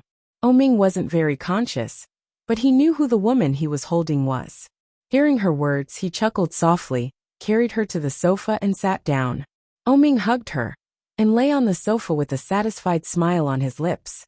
He closed his eyes and pulled her into his embrace. I highly recommend my new book, 99 Days of Hidden Marriage. Chief, please be reserved. It's super good on the surface. He was a cold-hearted young master who was loyal to his country, but in secret he was an all-powerful and mysterious monarch. She schemed step by step, cheated him of all his first times, left all his property, and ran away. Unexpectedly the next day, she was brought to the church with a knife. He announced in a loud voice, "Marry or die." Chapter 9:16. Oming held her and lay on the sofa with a satisfied smile on his lips. He closed his eyes and circled her in his arms. One night, Yulili was sore all over. The sofa was too small to accommodate both of them, but Oming held her all night, and Yulili didn't dare to move easily. Throughout the night, both of them maintained the same position, and their bodies were stiff. Oming had a splitting headache. When he woke up, he was holding the woman in his arms, and was a little confused. The clothes on his upper body were still intact, but there was nothing on his lower body. There was a smooth touch in his arms. Oming gently moved, and Yulili woke up. Feeling the softness in his arms, Oming was a little reluctant to let her go. He held her tightly and whispered, "How did I come back last night?" Yulili heard this, and was a little dumbfounded. She elbowed him back and said, "You still have the nerve to ask." She briefly explained what happened, but Oming listened with a blank face. "Did you forget?" Yulili looked at him, and was a little disappointed. Oming also shook his head and said, "I forgot, but there is one thing I remember very clearly." "What?" Yulili asked curiously. Oming leaned over, gently pressed her down and said, "Is your coldness cured?" Yulili blushed, and before she could speak, Oming hugged her tightly and bent his head to kiss her. Dense hot kisses fell on Yulili's collarbone and neck. The traces of last night were still clearly in front of her, and the smile on Oming's face widened. Entering, Yulili let out a cry of surprise. Her legs were folded, and she gritted her teeth to bear him. The sofa swayed with their movements, but Lily had no feeling of last night, and even some pain. It was not the same feeling as last night. Frowning, Lily pushed him away. At the same time, there was a trace of sticky blood. Ming was stunned and asked, "Are you bleeding?" Lily was also a little confused. She reached out and touched it, and there was indeed blood. Her waist was also a little sore. She thought it was because she maintained the same position all night, but now it seemed that it was. Aunt Flo calculating the time. Aunt menstruation seemed to have been delayed.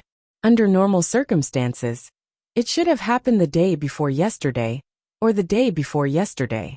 Looking at Ming's obviously broken expression, she smiled apologetically and said, "It seems like I'm on my period." The corners of Ming's lips twitched, as he felt like he was about to be blown away by the wind. Lily felt a little guilty, and shrank her head. All of a sudden, Lily looked up and shouted, "What time is it now?"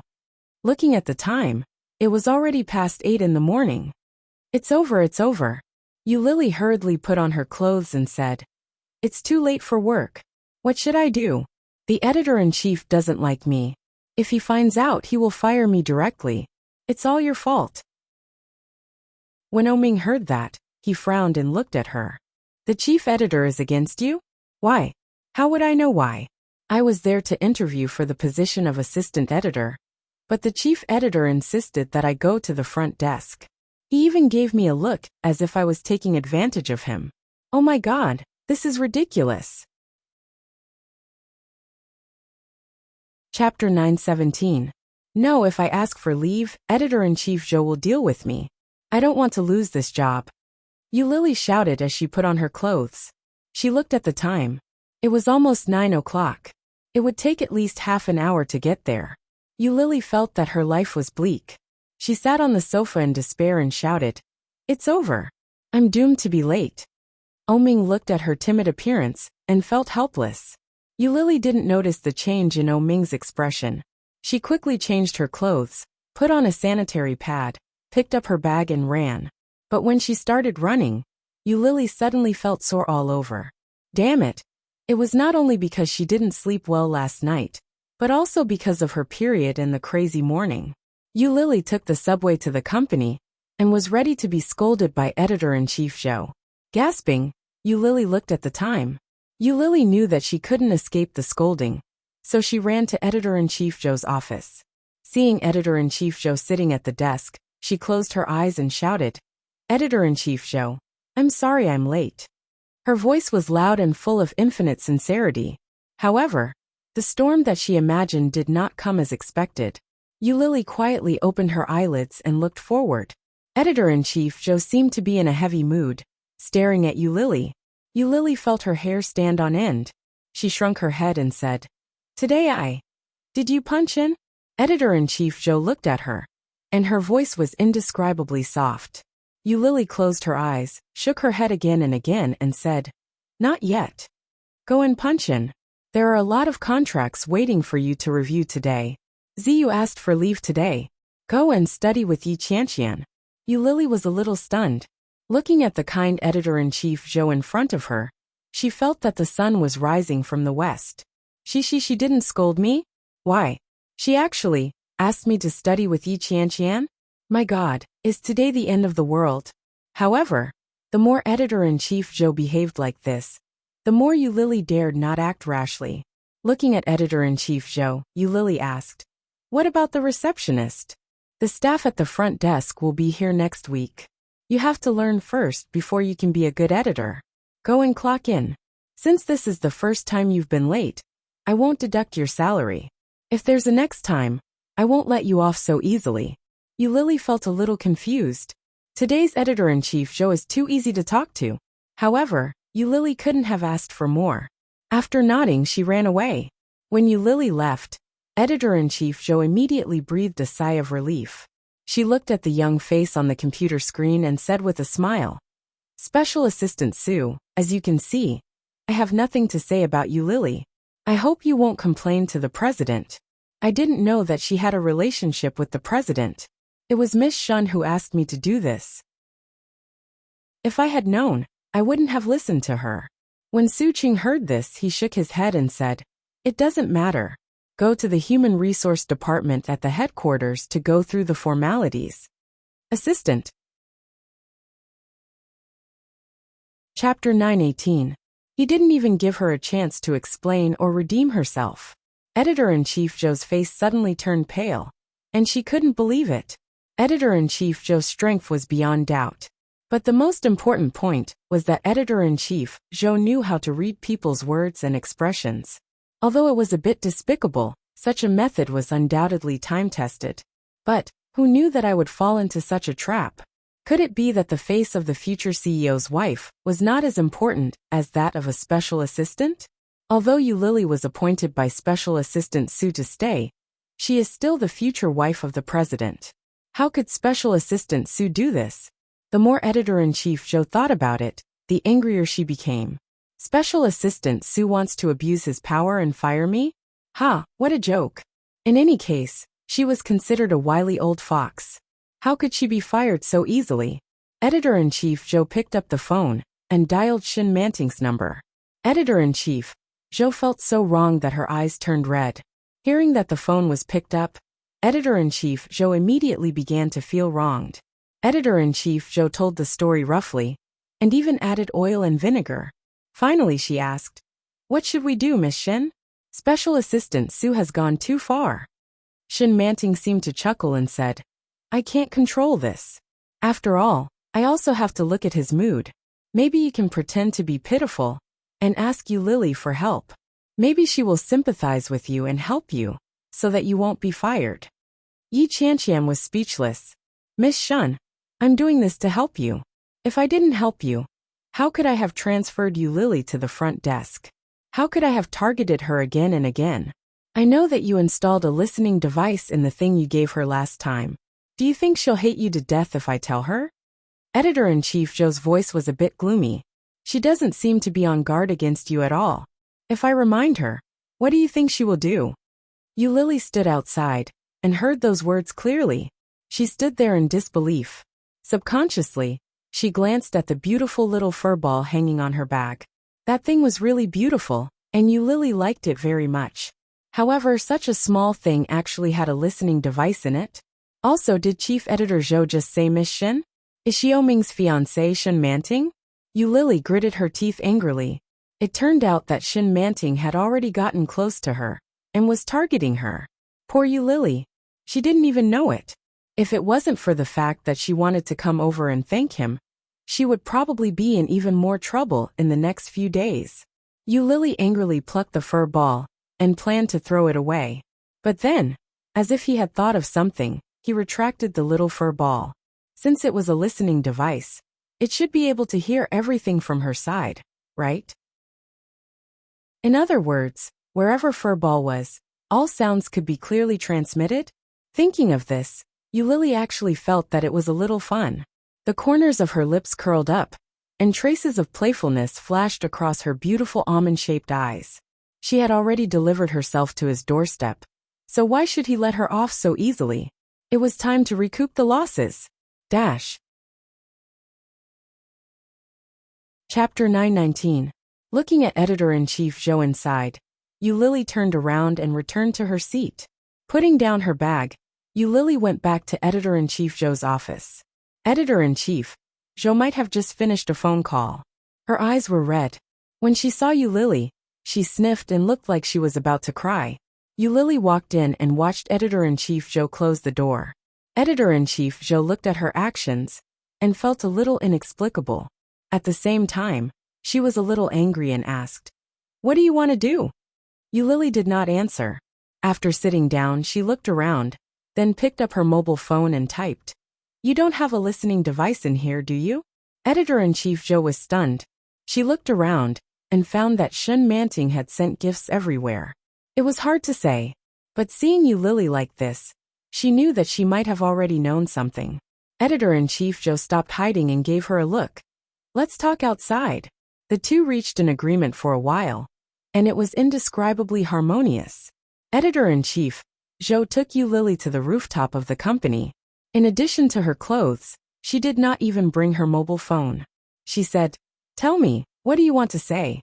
You just called Shin Manting, didn't you? I heard everything just now. Are you in some kind of trouble that you can't solve? When Editor-in-Chief Zhou heard Yu Lily's question, she felt a little hypocritical. She sneered and said, "What do you think? I really didn't expect you to have such a good relationship with Special Assistant Su. Now Su Chung, that be asterisk starred, wants me to leave." Su Chung. Hearing the name, Yu Lily was stunned.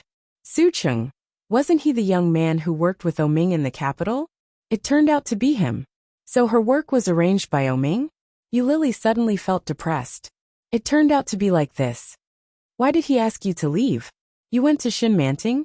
Editor-in-Chief Zhou looked at her suspiciously and asked, "Do you really not know? I should have thought of it long ago." At that time, when the website was newly opened, every editor was very idle. There was no need for an assistant editor at all. Why would there be a need to recruit people for no reason? That Shan Yu should be helping you to cover up. It was only logical for her to let you in. It's a pity that I didn't know. If I had known, I wouldn't have targeted you like that. Shin Manting asked me to take good care of you. Sigh. Do you want revenge? I have a way to deal with her. Yu Lily already had an idea in her mind. She raised her eyebrows and looked at Editor-in-Chief Zhou. Maybe I can convince Special Assistant Su to let you stay. Editor-in-Chief Zhou looked at her suspiciously and nodded. With the help of Oming's mother, Shin Manting was now working at the headquarters of the O Group. At that moment, she was having a regular department meeting. However, this roundabout meeting of department heads was really boring. Shin Manting placed her phone under the table and played with it. Suddenly, she received a multimedia message. It was Chief Editor Zhou's. It wasn't a photo, but a short video. Looking at the cover, it was dark. Chapter 920. Shin Manting was disdainful. She knew that these words were just a gimmick. However, she was attracted by this gimmick. Shin Manting clicked on the download button. But before she clicked on the play button, the video popped up automatically. Shin Manting was shocked and subconsciously wanted to turn it off. However, she couldn't control it. The volume was instantly turned up, as if it had been poisoned. It was completely out of Shin Manting's control. A loud sound rang out, and it was actually a pa-pa-pa sound that made people blush, and their hearts beat rapidly. In an instant, everyone's eyes fell on Shin Manting. Shin Manting blushed and hurried to get the phone. This sound was accompanied by a woman's scream. Brother, don't. The voice was very loud, and it was particularly loud in the quiet department meeting room. Everyone looked at Shin Manting with a strange look in their eyes. Shin Manting felt like dying. She plugged the speaker, but it didn't work at all. Not only could she not turn down the volume, but she also couldn't press the button to turn off the phone. Shin Manting, you've gone too far. Don't you know we're in a meeting now? The department supervisor was furious and slammed the table. How can you watch this kind of thing during working hours? You're a woman. Don't you have any shame? The department supervisor was originally dissatisfied with Shin Manting. Because of her connections, Shin Manting's position in the department was second only to the supervisor when she came in. Other people might not be able to climb to this position for many years, but Shin Manting was the president's fiancée. But now there was finally a chance to make a fuss. How could she not seize it? You're a woman. Even if you're the president's fiancée, so what? You're too shameless. It's not me. Shin Manting wanted to die. Listening to the supervisor's scolding, her face turned green and white. I didn't mean it. It's you. Take out the phone. The department supervisor stretched out his hand. Hurry up. Shin Manting took out the phone, and the passionate voice on it became louder. Shin Manting couldn't turn it off, and the picture on it was also presented in front of everyone. The scale was very big. The supervisor was furious and said, "Are you that thirsty? Look, I can't turn it off. I just received a document. Someone must have deliberately sent it to me to frame me." Shin Manting roared, her face as red as blood. The department head casually pressed a button, and the video was turned off. Shin Manting was shocked and couldn't believe it. How could that be? What else do you have to say? I will tell the higher-ups to criticize you by name. Write me a self-criticism report before tomorrow. The supervisor threw her phone back to her and said sternly. Shin Manting held her phone in a daze. He casually pressed a button, and the video actually ran out on its own. It was very high profile. The department head was furious and roared, "Get out, get out!" Her colleagues snickered. Shin Manting was on the verge of tears. She wanted to turn off the video, but she couldn't. Shin Manting lifted the lid of the cup in front of her and threw the phone into it. The phone was soaked in water. After flashing a few times, there was no sound. Shin Manting walked out, her eyes red with anger. "Joe, you're finished." Chapter 921. As for Editor-in-Chief Joe, she didn't know what had happened after she lent the phone to Eulili. Eulili was in a good mood after she implanted the virus and dragged Shin Manting's phone number out of the blacklist. Editor-in-Chief Joe only knew that Eulili had helped her stay in Eurasian Comics, so she was grateful to Eulili. Shin Manting also knew that Editor-in-Chief Joe framed her. But she wouldn't burn the fire of war on Eulili. She killed with a borrowed knife, but she didn't get involved. Eulili was in a good mood. Looking at the little fur ball, Eulili took it off and put it in the drawer. Returning the phone to Editor-in-Chief Joe, Eulili could easily see the current status of Shin Manting's phone through the computer. "It's broken." Gee. In order to stop the phone from ringing, she actually broke the phone. "That's amazing. But it doesn't matter, I still have a backup plan." After entering Shin Manting's number, Eulili quickly set up the location. Even if Shin Manting's phone was destroyed, the number should not be changed. "From now on, I just have to wait for the rabbit." Sure enough, Shin Manting's phone number was turned back on in the evening. But obviously, it had changed to a different device. This model looked good on the outside, but fortunately, it didn't use the best security system. After Eulili locked the number, she hacked into the phone. There were many social platforms that were bound to this phone number. Eulili directly hacked into WeChat and scanned the address book. After thinking about it, she exited and opened a software that was rarely used by ordinary people, but it was necessary. After hacking, she installed a monitoring virus in it. "Isn't she monitoring me? Then let me have a taste of being monitored." But unfortunately, Shin Manting seemed to have a party after work, eating and sleeping, and there seemed to be nothing else to listen to. When talking to her best friend, there were many black spots. Several times, Eulili heard it and laughed.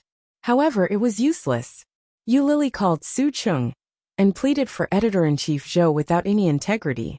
As expected, just after Editor-in-Chief Joe was almost fired, Eulili's life became much better. The next day, Eulili finished the last frame and gave the drawing to Sissai. However, Sisi still didn't know that Eulili was Li Xiaoyu. When Sissy saw the drawing, she was stunned. Looking at the style of the drawing and the idea of the plot, she asked, "Did you draw all this yourself? Your own original design?" Eulili, yes. Based on her own story, Eulili painted an orphan who went astray and then met a domineering president. However, comics were still comics. Eulili tried her best to beautify the details and facts. The first episode was about the meeting of the male and female leads. The name of the comic was Transactional Love. The male lead was called Xiao, and the female lead was called Li Xiaoyu. The title of the first episode was Dirty Deals. Eulili could clearly see that Yi Qianqian was reading the comic, but she didn't say anything. Chapter 922. Yi Qianqian's excitement soon aroused the curiosity of other colleagues. They gathered around and asked, "What's going on?" Yi Qianqian mysteriously closed the comic and said, "I feel like I've picked up a treasure. I've recruited an amazing artist, and it's even an original work. No, I'm going to use this as a promotional comic." As he spoke, he clicked open the chat box with Li Xiaoyu and sent her a message. "Sissai, when can you give me the second episode?" Eulili silently clicked on the chat box and replied to a message. "I draw very slowly, and it will take about a week. Sissai, like, the quality is really good. I plan to make your comic the main comic. I will promote it first. Can you give me the second episode as soon as possible?" Eulili, yes. They happily reached an agreement, and Yi Qianqian did things without hesitation. In an instant, he had contacted all the departments and started to promote the comic. Because it was a new website, there were not many high-quality comics received. As soon as the comic was launched, the promotion forum and Weibo immediately exploded. The technical department was surprised to find that in less than 24 hours, the number of downloads was tens of thousands higher than usual. There was a huge cheer in the office for a while. Yu Lily saw it, and was also ecstatic. On the third day, Yi Qianqian told Yu Lily, "The promotion effect is better than expected." "Amazing." Yu Lily, hey, thank you. "Sisai, the company has decided to give you a gift." "What do you want?" "Yu Lily, a digital screen. My current digital screen is secondhand, and it often runs out of power and lags. If possible, can you give me a new digital screen?" "Sisai, okay, give me the address." Yu Lily directly sent the address. Yi Qianqian saw the address and was a little surprised. She said, "Hey, I found that the author of Love Transaction lives in Kingstown. It's so close. It's only half an hour from here. Wow, it's also a rich area. This location is so expensive." Yu Lily looked down at the contract and pretended not to hear. Shan Yu passed by Yu Lily with a cup of coffee in her hand. She looked up and saw a chat box with Sisai on the desktop of Yu Lily's computer. She looked down and saw that Yu Lily had sent an address to Zixixi. But, before Shan Yu could see what it was, Yu Lily turned it off. Yu Lily turned her head and looked over. Shan Yu smiled at her and walked away with her coffee. Shan Yu felt a little strange and glanced at Yi Qianqian's computer next to her. However, Yi Qianqian had already closed the chat box, so Shan Yu didn't see anything. However, he felt that it was a little strange. What is the relationship between Yu Lily and Yi Qianqian? My period came suddenly, but it left slowly. On the 6th day after her period came, she finally showed signs of leaving. Yu Lily made herself a cup of milk tea and sat in front of the computer to read her comics. But after looking at it for a long time, he was a little tired of it. He picked up his cell phone and opened Shin Manting's cell phone. The other side seemed to be on the phone. Yu Lily turned on the speaker and took a sip of milk tea. Chapter 923. How could that be? Wedding dresses are designed to keep you warm. You just need to be a good bride. Yu Lily's brain buzzed. The wedding date is set. On the 23rd of December? Isn't that soon? It's already the end of November on the lunar calendar. It's too fast. How could it be? It's so sudden. Yu Lily wasn't prepared at all. Besides, didn't Oming say that he would marry her? He would marry her because he didn't like Shin Manting, did he? Why? Why didn't he make it clear to me? Did Oming count as having a foot in two boats? Yu Lily, who had been in a good mood, suddenly collapsed. She looked at the time. It was past 8 o'clock in the evening. However, Oming hadn't come back yet. She called Oming. Oming seemed to be very busy. Many people were talking in English. "Hello. Oming, are you home? I'll be late. I'm still busy. Go to bed early." "Okay." Yu Lily hung up the phone and sighed. She packed up the manga and threw it to Sisai. She went to bed early. When Oming came back, it was already midnight. Yu Lily didn't want to talk to him. She was going to ask him about it the next day. But when she woke up the next day, she found that he had gone out again. The position next to her was still warm, but she couldn't touch him. However, it was worth celebrating that when the second episode of Love Transaction was released, it ignited the craze of chasing the latest chapters. Because of such a comic, the traffic of Eurasian comics reached an all-time high, and Yi Qianqian became a hero in the company. All the colleagues and employees of the company went out to party, singing, drinking and playing dice. Yu Lily was a very open person, so she played with Yi Qianqian. However, Yi Qianqian's drinking capacity was very poor, and she lost a lot of times when playing dice. The first few times, Yi Qianqian drank all the dice, but soon she couldn't stand it. Later, Yu Lily helped her drink a few glasses, and then they got drunk together. Yi Qianqian asked her sister to pick her up, but she waited in the room for a long time. But she didn't come.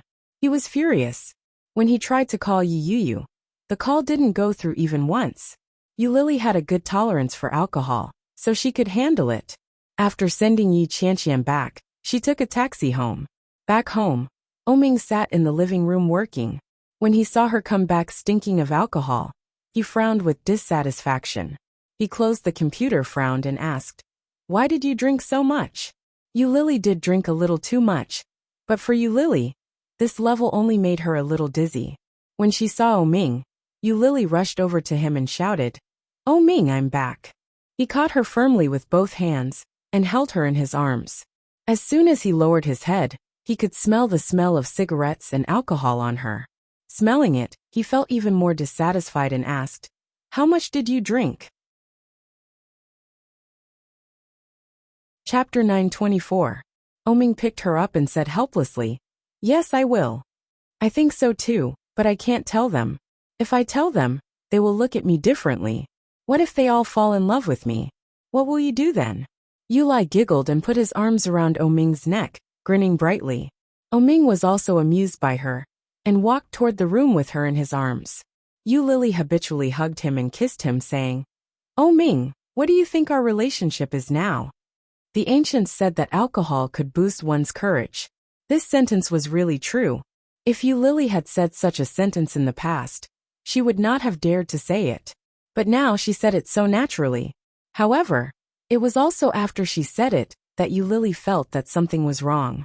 Ming looked at her, and there was an obscure light in his beautiful peach blossom eyes that Lily could not understand. Seeing the change in Ming's eyes, Lily's heartbeat involuntarily accelerated. This issue was a bit sensitive. Lily had never known what their relationship was.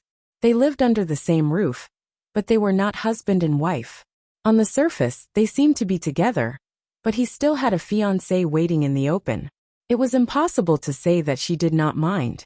Lily was actually a very possessive person.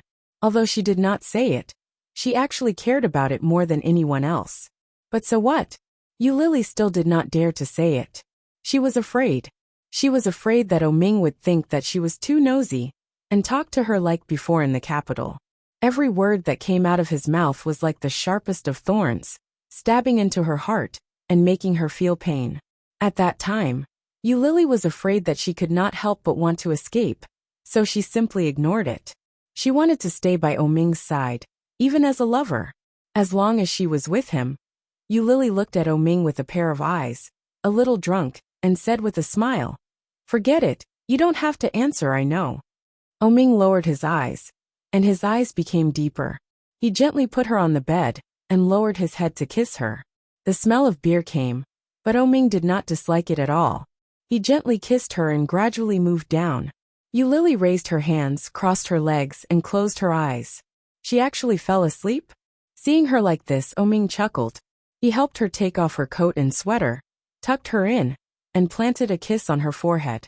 He turned off the lights, turned around, and walked out to continue working.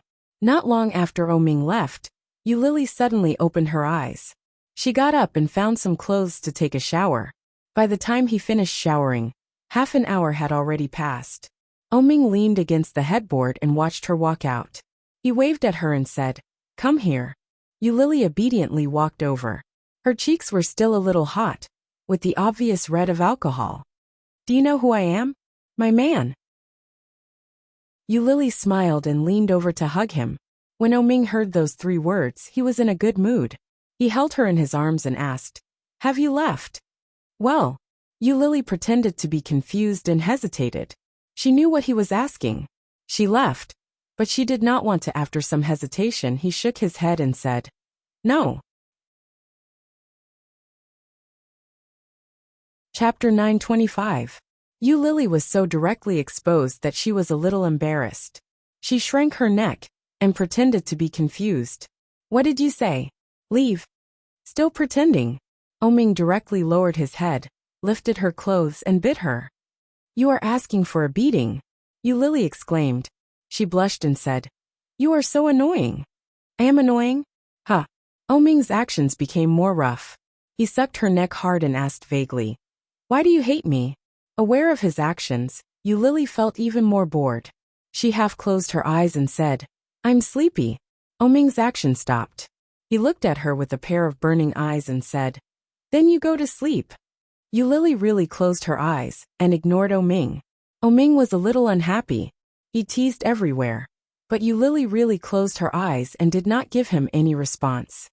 Stop it. I am so sleepy. Lily reached out and patted him. Ming's eyes became darker. Lily suddenly opened her eyes wide and clamped her legs. She shouted, "What are you doing?" Ah. Lily only felt disgusted and shouted, "You are so dirty. Don't do this." Ming did not listen to her. He kissed her a few times, but Lily struggled even more. Lily struggled with her legs and shouted, "Ming, you are so disgusting. I don't like it. I don't like it at all." Ming was a little annoyed. He pushed his body up, pinched her face, and lowered his head to kiss her. Lily felt even more disgusted.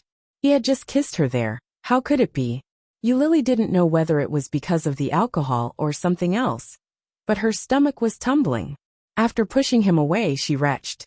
Ming's eyelids twitched, and he was furious. He straightened her legs, turned her face back with his big hand, and said, "What do you mean?" Lily's stomach was full of anger. Being twisted by him, she couldn't struggle. Lily's face turned red, and she turned her head and vomited. The vomit flowed down her cheek and onto Ming's hand. Ming's face became more and more gloomy. This woman actually vomited. After he let go of her, Lily couldn't hold it in any longer. She lay on the edge of the bed and retched. It was full of the smell of wine. Ming frowned deeply. Looking at Lily's appearance, he pulled up his clothes and walked away. Bang! The door was slammed shut, and Lily suddenly shivered. Wiping the corner of her mouth, Lily got up, opened the door and walked out, only to see Ming slam the door. Bang! The sound of the door slamming made Lily freeze in place. He seemed to be really angry. What to do? Lily knew very well that she didn't want to vomit because she drank too much, but because of his touch. Under the influence of alcohol, Lily couldn't help herself. What to do? She seemed to have angered him. Ming felt a little scared. He didn't dare to stay any longer. He was afraid that he would strangle her to death in a fit of rage. After staying in the hotel for a night, Ming got up early the next morning and headed home. Chapter 926. Ming's heart seemed to be pinched by something, and his heart was aching. He went forward and gently pushed her, shouting, You. Lily was sleepy. When she looked up, she saw Ming's face. Only then did Ming see her face clearly, and his heart ached even more fiercely. Lily's eyes were swollen like walnuts. When she first saw him, she pursed her lips and burst into tears. Lily rushed forward and shouted, I'm sorry, I didn't mean it." Lily held his waist with her hands, and her head arched against his chest. With a weak cry, she held him tightly. She was afraid. Afraid of what? However, unconsciously, Ming's mood, which had been depressed all night, quietly relaxed. He helped her up, and Lily felt pain all over her body. Being pulled by him, the pain was so painful that she gasped. Ming touched her face, and found that her body was frighteningly cold. He was a little angry and said, Don't tell me that you stayed here all night? Get dressed. Ming's face was ugly. He pulled her up and said, Get dressed and I'll take you to see a doctor. As he spoke, he walked her into the room. Lily was pulled, and her body was cold. Today is Saturday. Many experts should not be at work. And I don't want to go to the hospital. Go to see a psychiatrist. Ming pushed her into the room, then went to the cloakroom to find her coat, and said, Go directly to the doctor, not the hospital. Psychiatrist? Yes. Ming's movement stopped, and subconsciously thought of the last time he was in the capital. He was depressed and said, Sexual apathy is also caused by psychological factors. Luo Zhan's brother is a psychiatrist. Although he is a little romantic, he is more reliable at critical moments. Luo Zhan has a brother? Lily looked at him with a blank face. Well, get dressed and I'll call him. Luo Rant's annual leave was over, and during this time, he ate, played, and had fun. It was not easy to go back to work, but he was tired after 2 days. He was lying in the room when Luo Zhan woke him up. He almost slapped him. Luo Zhan avoided him easily, smiled, and said, Big brother, there is business, private work. Do you still remember Ming? Ming. Hearing this name, Luo Ran immediately got up from the bed. Ming. Yes, my good friend, the young master of the O group, is very rich. Luo Ran came to his senses and lit a cigarette. He was a little surprised. Why is he looking for me? I don't know. You'll know when he comes. Anyway, he will pay a lot of money. You have to take a good look at him. Just as he finished speaking, the doorbell rang. Luo Ran's eyes widened as he roared and threw a punch. F***ck. So fast. Are you trying to trick me? Luo Zhan quickly dodged and said, I'll open the door. Yu Lily walked in with Oming, and Luo Zhan immediately saw her swollen eyes. Shaking his head, Luo Zhan opened the door and let them in. He shouted, Brother, they are here. Luo Ran. Chapter 927. When Yu Lily saw Luo Ran, she was a little surprised. At the same time, she turned to look at Luo Zhan and exclaimed, Twins? Yes, yes. Luo Zhan touched his nose, pulled his casual loose pants, and glanced at Luo Ran's handsome tight leather coat, nodded and said twins. Yu Lily was speechless. The gap was a little big. What's the matter? Luo Ran looked at Yu Lily, and there was an unruly smile on his face. Do you feel uncomfortable? Yu Lily looked at him, then looked at Luo Zhan, and whispered, I seem to be sexually apathetic. Luo Ran was a little surprised, looked at Oming, raised his eyebrows and asked, Sexually apathetic? Oming nodded. Oh. Luo Ran turned and walked in, then said to Yu Lily, Come with me. Luo Ran led Yu Lily to a room, which was empty. The four walls were painted particularly white, and there were only 2 stools and a table inside. Luo Ran sat behind the table, pointed to the stool in front of the table, and said, Sit down. Yu Lily sat down and looked at Luo Ran. Luo Ran quickly got into character and said, Next, I will ask you a few questions, and you must answer me as soon as possible. You can't be shy, and you must answer truthfully. Okay. What's your name? Luo Ran's tone was a little fast. When Yu Lily heard this question, she couldn't help but be excited, and she answered, Yu Lily. How old are you? 24 years old. What work are you doing now? Assistant editor, drawing comics. How long have you been working? More than half a month. Are you happy? Not bad. Luo Ran looked at her and asked faster. When did you have sex for the first time? Yu Lily was stunned, paused, and then said, My 18th birthday. Is it your current man? Yes. Are you sexually apathetic? Yes. When did it start? I don't know. When did you find it? Last month. After discovering sexual apathy, have you had sex? Yes. How many times? Yu Lily thought carefully and said, 3. For times? Be sure. For times. Have you had orgasms? Once. Only once. Yes. Do you feel uncomfortable when you have sex? You asked. Do you feel? Do you feel? What? What? Why? Yu Lily paused and shook her head. I don't know. Everything has a reason, and there is a cause and effect. Luo Ran held an hourglass in his hand and spun it quickly. He asked casually, Think about it. Why do you feel disgusted? Time. But Lily, and had you had time? Zhan, you. Luo Ran asked her. He put down the hourglass and took out a pocket watch as if by magic. After popping the cover of the pocket watch, he looked at her calmly. When was the last time you had an orgasm? Yu Lu. Li at. Luo Yu. And said. Yu Lily Luo Lian. And looked at Li, and said. Chapter 928. When Yu Lily heard that, she answered honestly. I broke up with Oming more than 4 years ago. You haven't had a boyfriend in 4 years? No. Don't you think it's a little unfair? I only had one man. Luo Ran laughed with a teasing look in his eyes. Yu Lily looked up at him and asked, Why would it be unfair? Wouldn't it be unfair to go out and mess around? Luo Ran heard such an answer and laughed out loud. Don't you want to try other men? Brother, don't poach me, okay? Be professional, okay? Luo Zhan's voice came in with a warning. Obviously, he was threatened by Oming. Yu Lily heard it and laughed out loud. Luo Ran stopped flirting and coughed softly. To be honest, I'm a psychology major, but I'm not an expert in this area. However, I happen to have a classmate from the capital. Why don't I ask my friend to take a look at you? Friend? Yu Lily blinked and nodded. As Luo Ran spoke, he had already picked up the phone and called the legendary friend. Old Shen, there is a private job here. Do you want to take it? The other party is a great beauty. Okay, I'll wait for you. At my house. Well, I'll wait for you. Well, bye. Oming looked at the movement inside from the outside and felt a little strange. He looked at Luo Zhan and asked, "Is your brother serious? Are you sure he is a professional?"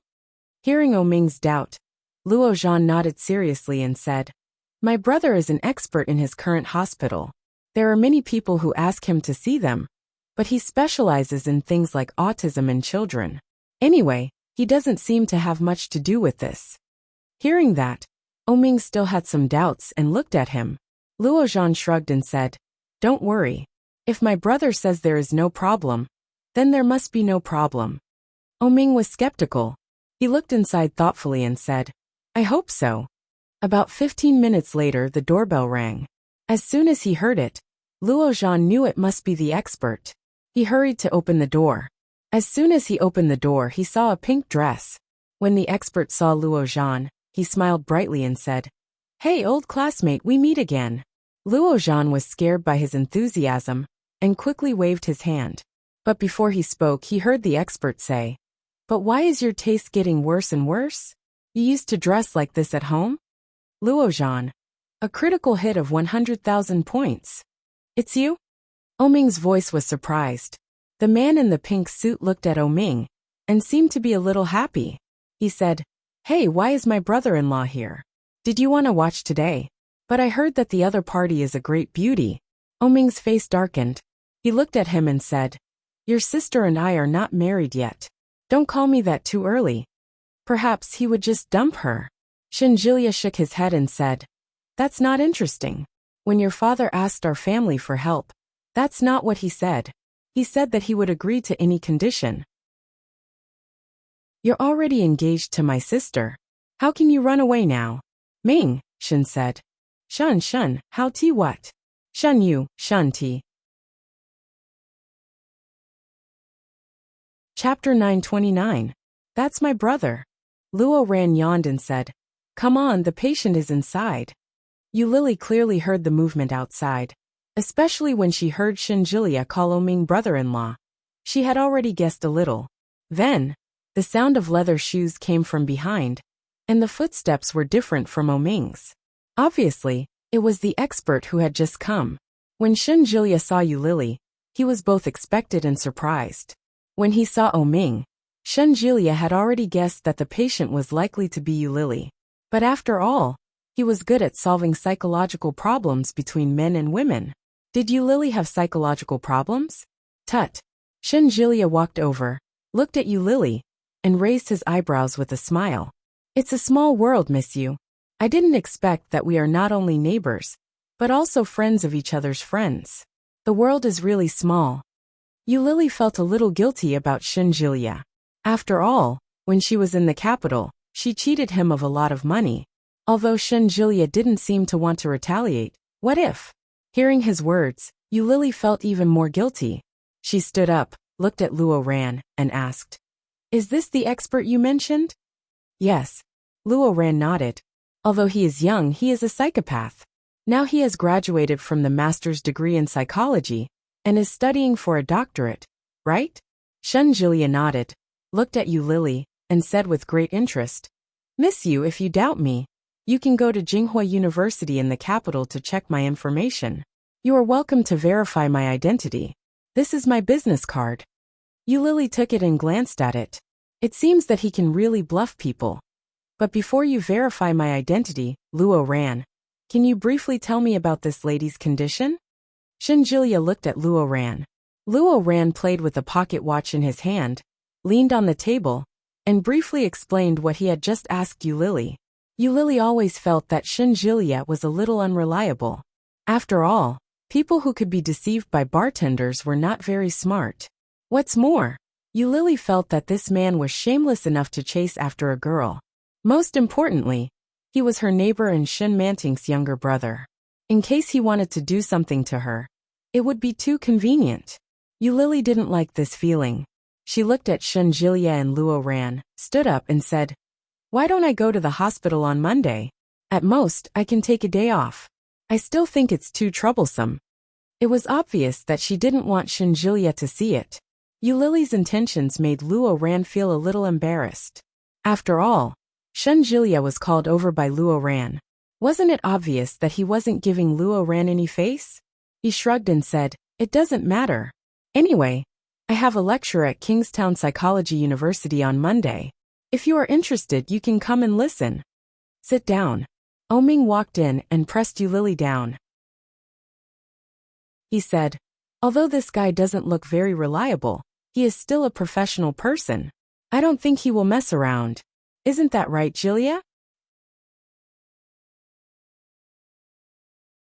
Chapter 930. Yulily was a little hesitant, but when she looked up and saw Oming's expression, she still sat down. Shinjilia saw that she finally cooperated. After driving all the people away, he looked at Yulily. Yulily found that they might have occupational diseases. Luo Ran liked to play with a pocket watch, while Shinjilia played with a lighter. Shinjilia even put his legs on the table, and his shoes slanted toward Yulily, which made her feel a little uncomfortable. Is this guy really reliable? Yulily was very doubtful. Shinjilia leaned back in the chair and asked, "I heard that after you found out that you were frigid, you had an orgasm?" Yulily didn't know why, but when it came from Luo Ran's mouth, she didn't feel anything. But when it came from Shinjilia, she felt that it was a little erotic and a little dirty. When Shinjilia saw Yulily's expression, he knew that she had a psychological barrier with him. He chuckled and said, "Don't think of me as Shinjilia. Just think of me as an ordinary doctor. Answer me." After thinking about it, Yulily nodded and said, "Yes." "Under what circumstances did you have it?" "Last time, after Oming was drunk." "Damn, he could still do it when he was drunk." "I'm convinced." Shinjilia threw the lighter from one hand to the other, raised his eyebrows and said, "Under what circumstances? For example, did he say anything or make you feel very comfortable?" "Make you feel very comfortable." Yulily always felt that Shinjilia wanted to hit on her. Although it might be wishful thinking, facing a man of such identity, Yulily still felt very embarrassed. Really very embarrassed. Shinjilia laughed and waved his hand. Okay, let's change the way." Yulily looked at him. Shinjilia took out a handkerchief from the left pocket of his chest. It was a beautiful checkered handkerchief with a faint smell of perfume. Shinjilia folded the handkerchief in front of her and said, "This is a handkerchief. I will use it to cover your eyes. From now on, you can't see me. So, don't feel embarrassed or shy because you know me. I'm a doctor, that's all." Yulily nodded. Then, Shinjilia walked over and covered her eyes with the handkerchief. "Now answer my question just now. Under what circumstances did you have your last orgasm? Did your boyfriend say something that moved you, or did something that made you feel comfortable?" Yulily quickly replied, "He confessed to me." "What did he say?" "He said he loved me very much. That was the first time he said something like that to me. He was drunk at the time, so it must be true." "Do you believe in the truth after drinking?" "Trust me." "Then why did you come to see a doctor now? Could it be that you can't do it after that time?" Yulily was silent for a moment and said, "After that time, I had my period, so I didn't do it for a few days. Last night, we had a party at the company, and I drank a little too much. After I came back and took a shower, he wanted to, but I vomited. Were you drunk last night?"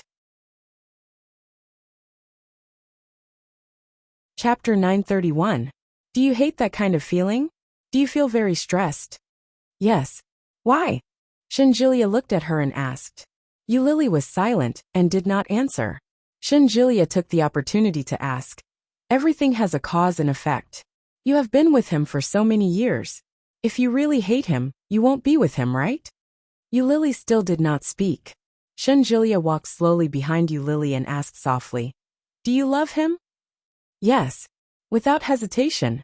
When Oming, who was outside, heard these words, his heart swayed, and he immediately felt refreshed.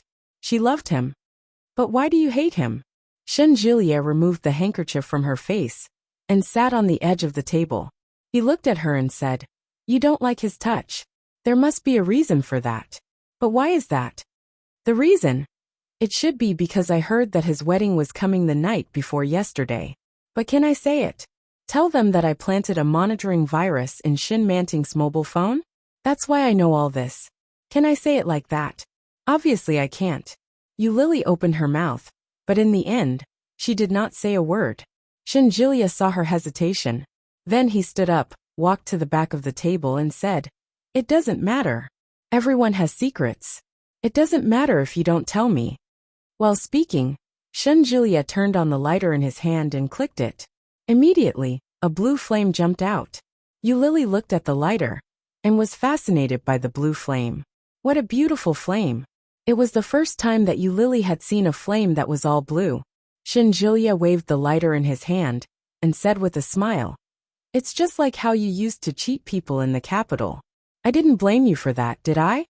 Lily felt guilty and coughed slightly, but her eyes couldn't help but look at the lighter in Shinjilia's hand.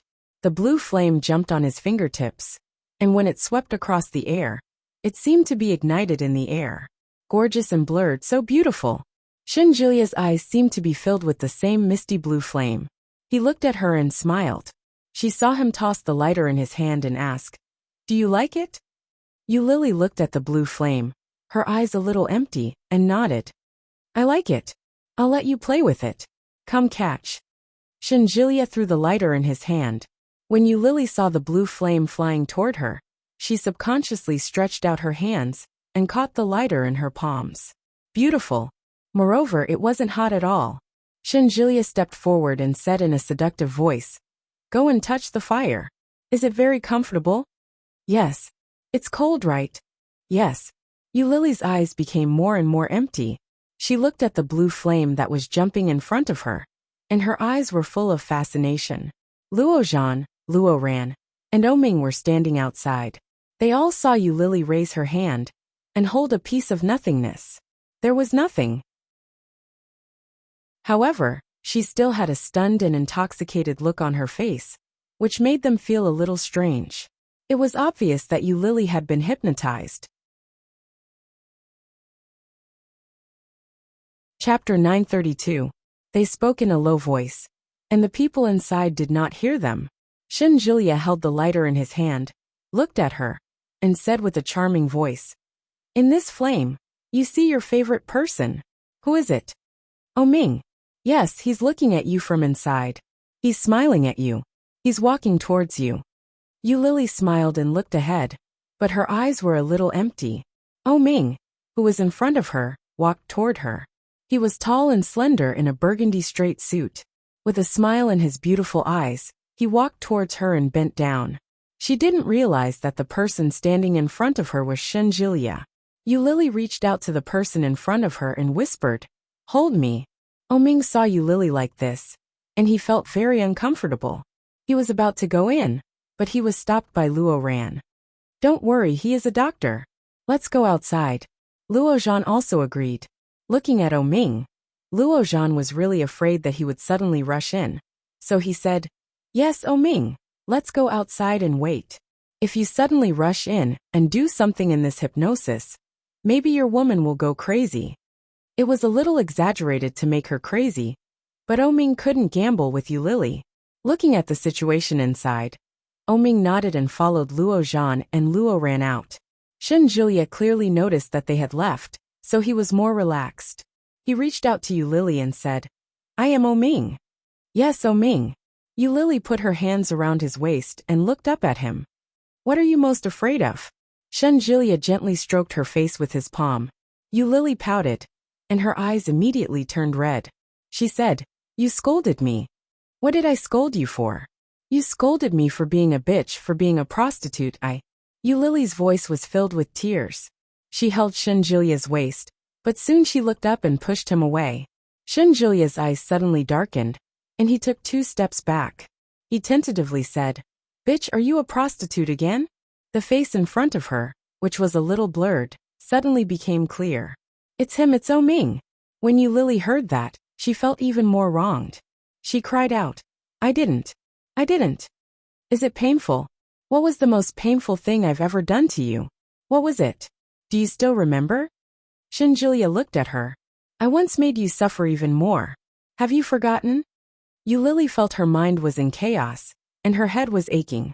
When Shenjilia saw this, he seized the opportunity to ask, I did something very overboard to you. I made you feel so much pain that you wanted to die.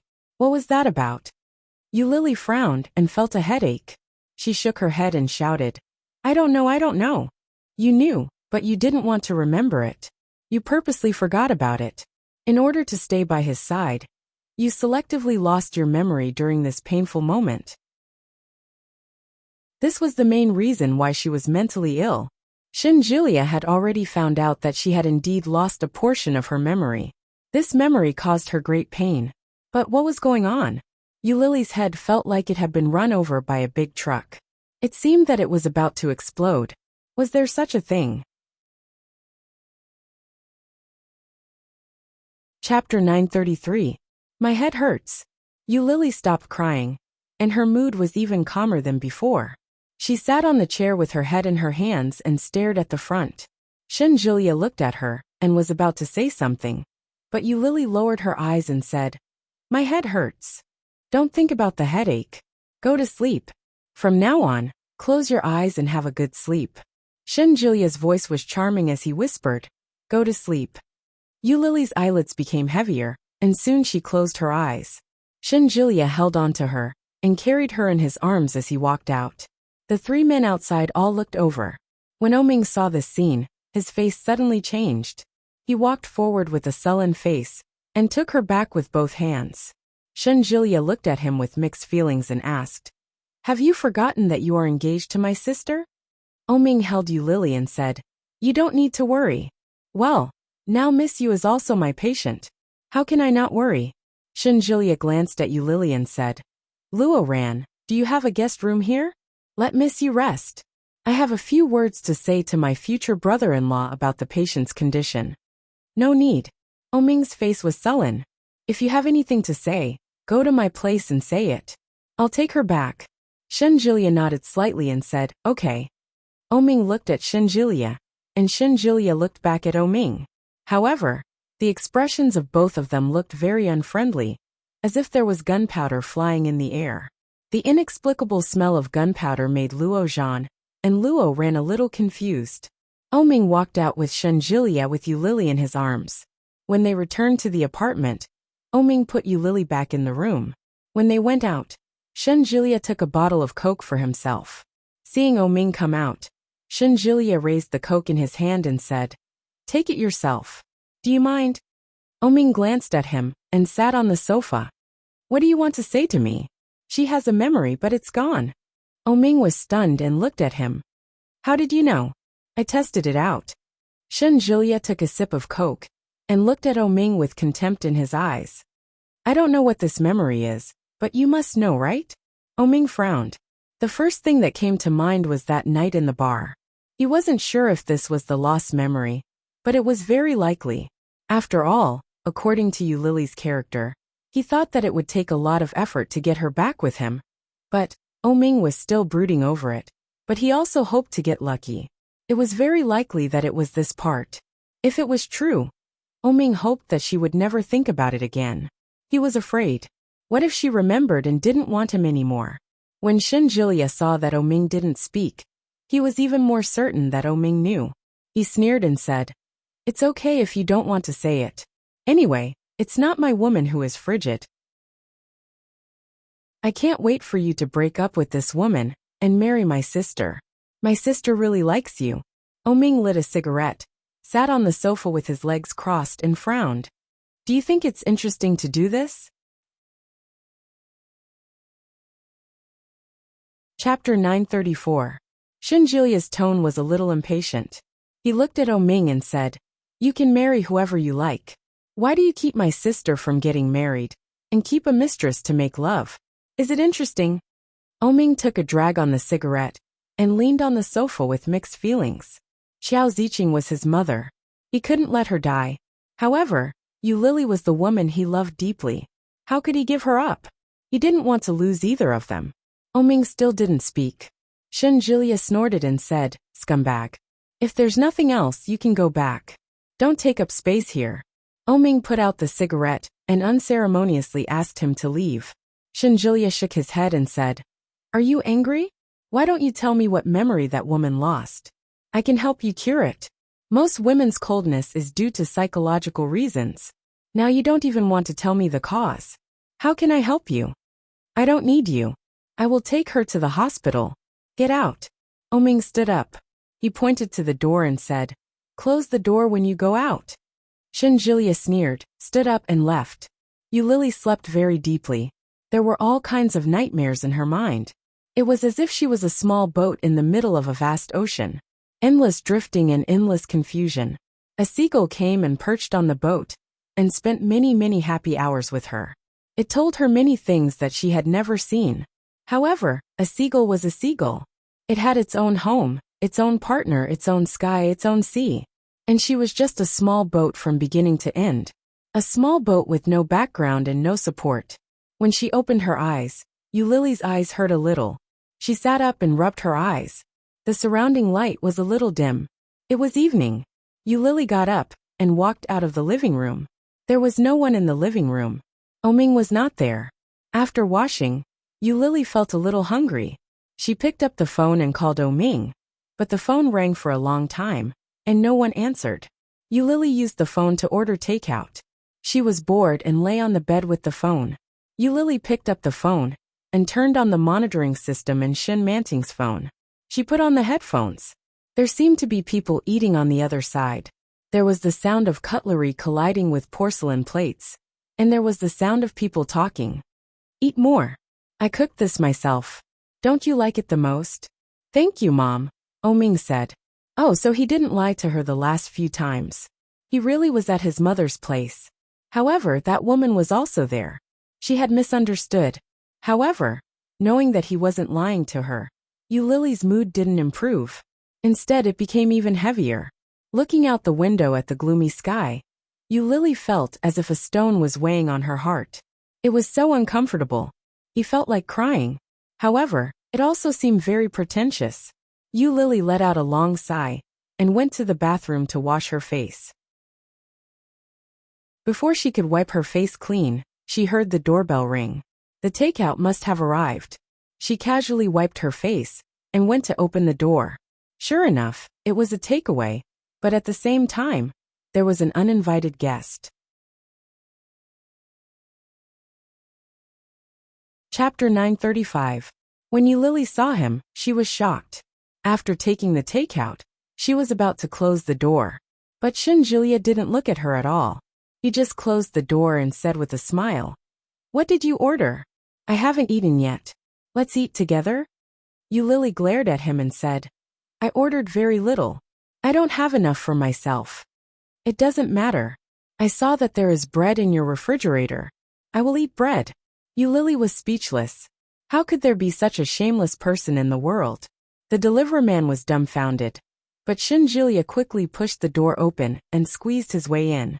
"Oh, why don't you even turn on the light? It's so dark." Shinjulia found the switch and turned on the light in the living room. Then he went straight to the refrigerator and took out a bottle of Coke. "Why are you looking at me? Sit down." Yulili stood and looked at him. She almost collapsed and shouted, "Is this your home or mine? Everyone is a family. Now my brother-in-law and my sister are going to the O family to talk about the wedding. Sooner or later, you will have to call me brother." Shinjulia took a sip of his soda. The words that came out of his mouth sounded as if they were nothing out of the ordinary. Yulili suddenly felt suffocated. The sadness and discomfort that she had suppressed suddenly came up.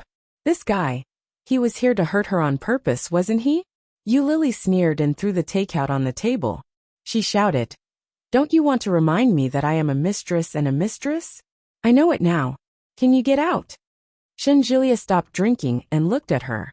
Yulili's little face was stiff, with a touch of stubbornness.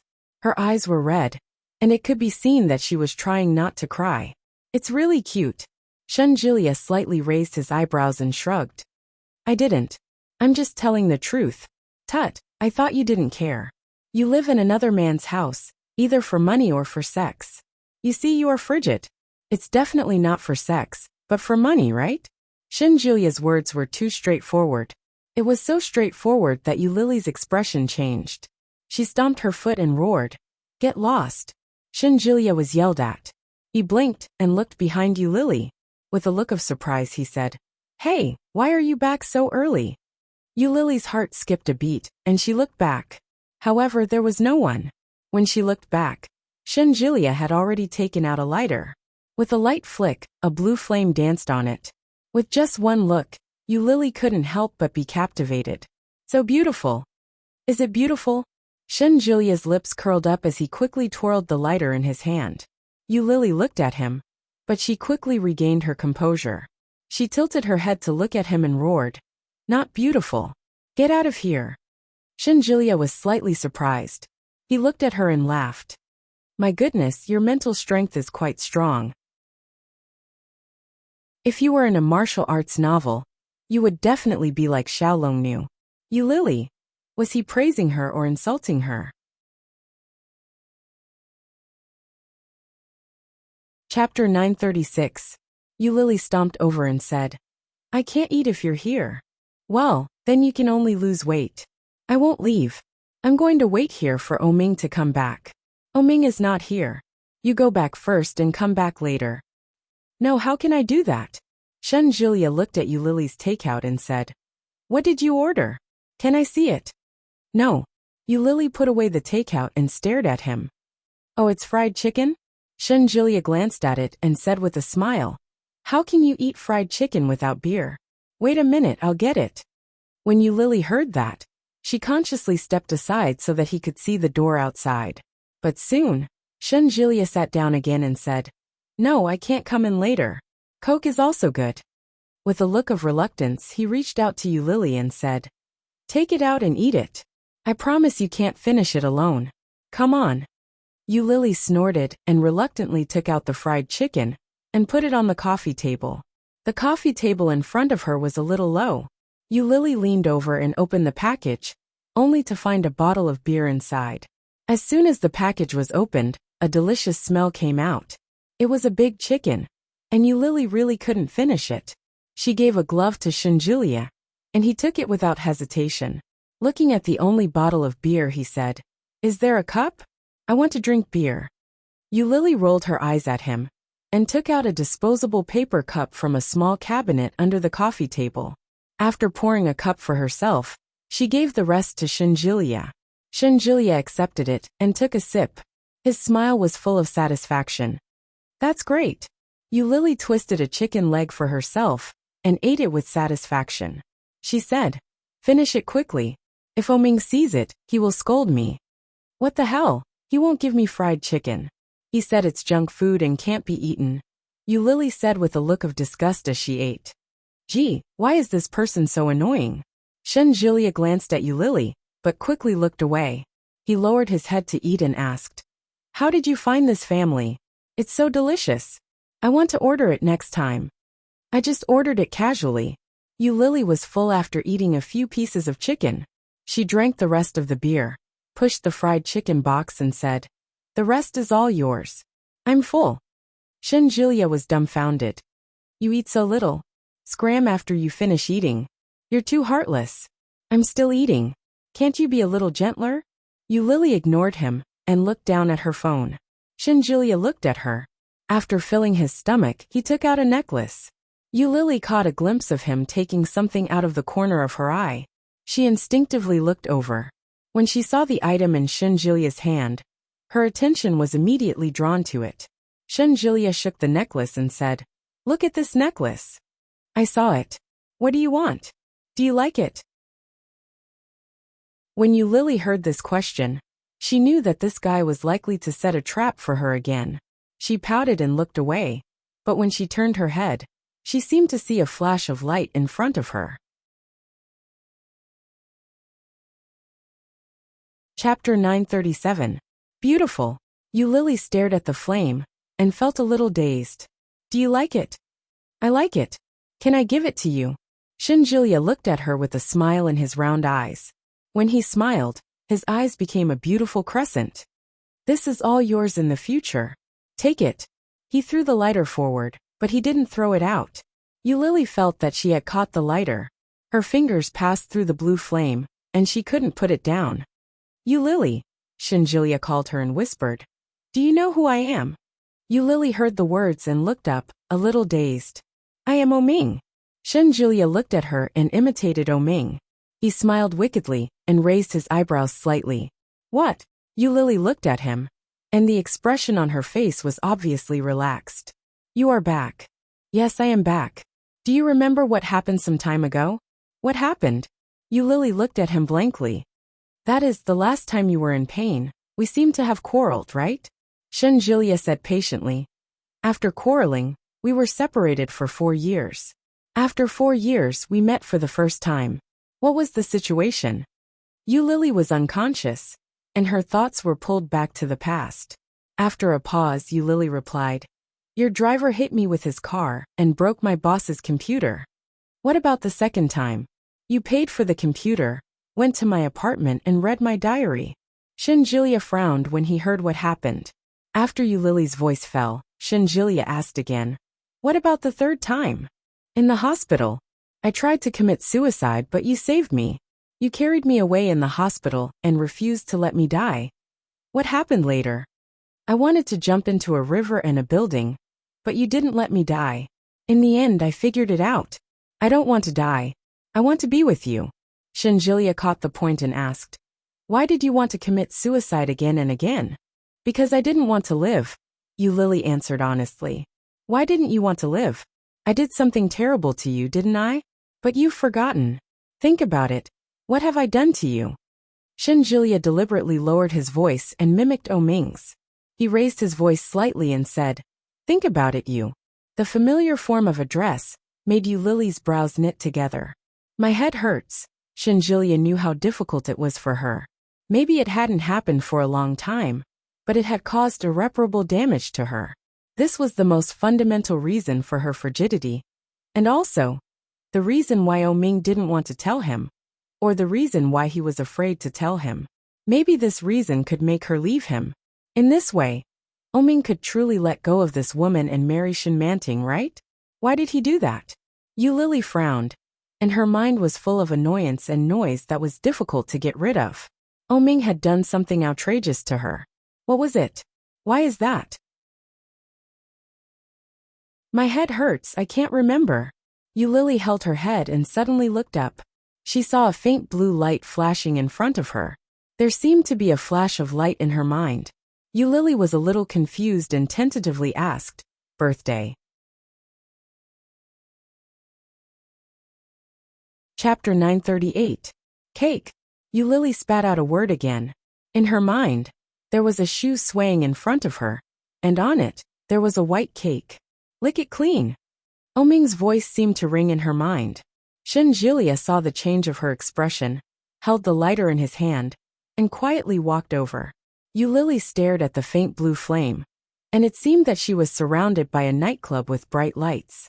Men and women were dancing enthusiastically, and there were beautiful hostesses around looking at her and laughing at her. Countless pairs of eyes were staring at her with contempt, ridicule, and sympathy, as if they were saying, "Lick it clean, lick it clean, lick it clean." Yulili stood there and wanted to escape, but there was another person behind her. Humiliation and despair. Yulili had never been in such an unbearable situation. However, the scene that made her feel even more unbearable was yet to come. That man, the man whom she loved deeply, the man whom she loved dearly, had given her the most unbearable and embarrassing situation. Some people around picked up their mobile phones to record videos, but there was a man on her body. In front of so many people, in front of everyone. Oming bowed his head and smiled, full of evil.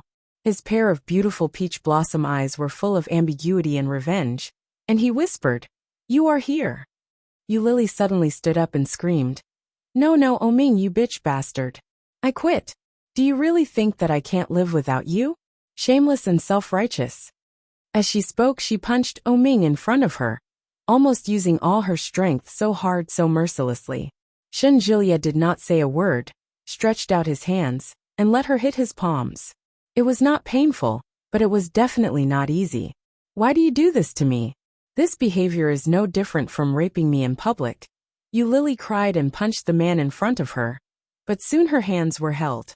Lily could not break free, and tears fell down. She cried, "Why do you force me? I have obviously forgotten. Why do you force me to remember?" Shenjilia held her hands, looked at her with a pair of eyes and said, "What did I do to you in public? Birthday? Cake?" And then she remembered, but didn't say anything. Shenjilia looked at her and whispered seductively, "What did I do to you? Will you tell me?" Lily couldn't say a word. She threw herself at him and hit him hard in the chest. B*tch, B*tch, B*tch. Shenjilia groaned. He held her hand and took a step back. At the same time, he felt that he had been scolded unjustly. But then he saw Lily's eyes staring at him. Or he was staring at Oming. Shenjilia's hair stood on end when she glared at him like that. It was hatred. Shenjilia had never seen such hatred before. Didn't Lily love him? Why was there such hatred? Just as Shenjilia was looking at her and wondering what was going on, Lily suddenly rushed toward him. She lifted her legs and jumped up, wrapping her arms around his neck. Chapter 939. Shenjilia screamed and wanted to push her away, but Lily's hands and feet clung to him tightly. The strength of biting his neck was as if she wanted to bite a piece of flesh off his body. It was so hard and so cruel. Shenjilia gasped in pain and shouted, "Lily, are you *king sick?" However, these words stimulated Lily's anger and hatred, and she bit harder. Shenjilia's hands pinched under her armpits, and Lily's arms suddenly became sore and weak, and she loosened them. Taking the opportunity to throw her on the sofa, Shenjilia gasped and reached out to wipe his hand, which was full of red. After being thrown like this, Lily came back to herself. Looking at the man in front of her, Lily felt a little dizzy. Looking at the man in front of her, she found that the man was Shenjilia? Shenjilia looked at her and covered his neck with his hand. His face was pale with pain, and he said innocently, "It's just a meal of fried chicken. Do you have to be so cruel?" Then he looked at Lily with an aggrieved look and spread out his palm, saying, "Look, it's red." Lily wiped her face, and her hands were wet. Tears, and the red on the corner of her mouth. Shenjilia looked at her dumbfounded expression and asked, "Did you remember something just now?" Remembered something. Lily couldn't remember when she had forgotten about it, but just now, she suddenly remembered it, and she had lost all her dignity. That night he treated me like that. How could I forget? Such a great humiliation. Lily was like a dog, humiliated by him and ridiculed by everyone. Why did Lily remember that she committed suicide? Remembered that she was bullied, and remembered why she wanted to die and why she didn't want to live. But why couldn't she remember why she continued to stay with Oming? Why? What reason did she have to stay with this man? Wasn't the reason why she left because of her identity? She thought she still had the self-righteous dignity, but she didn't know that her so-called dignity had been destroyed by Oming that night. Wiping away her tears, Lily stood up and was about to speak when she heard the door open. When Oming walked in and saw Shenjilia at home, he was stunned for a moment. Then his face suddenly darkened. Oming looked at Shenjilia with an indescribable sense of depression and asked, "Why are you here?" Shenjilia clutched his neck. When he turned to look at Oming, he felt a little wronged. When Lily saw Oming, her face also darkened. Her eyes fell on Shenjilia, and her voice was indescribably gentle as she said, "You go back first." When Shenjilia heard Lily's voice, he immediately felt a chill run down his spine. Things are not looking good. Sure enough, Oming's face became more and more unsightly. It was as if he had swallowed a landmine. It was extremely dangerous. Just as Shenjilia was about to walk out with his head lowered, Oming pulled him back with one hand. Shenjilia wasn't prepared at all. When Oming tugged at him, his hand immediately loosened.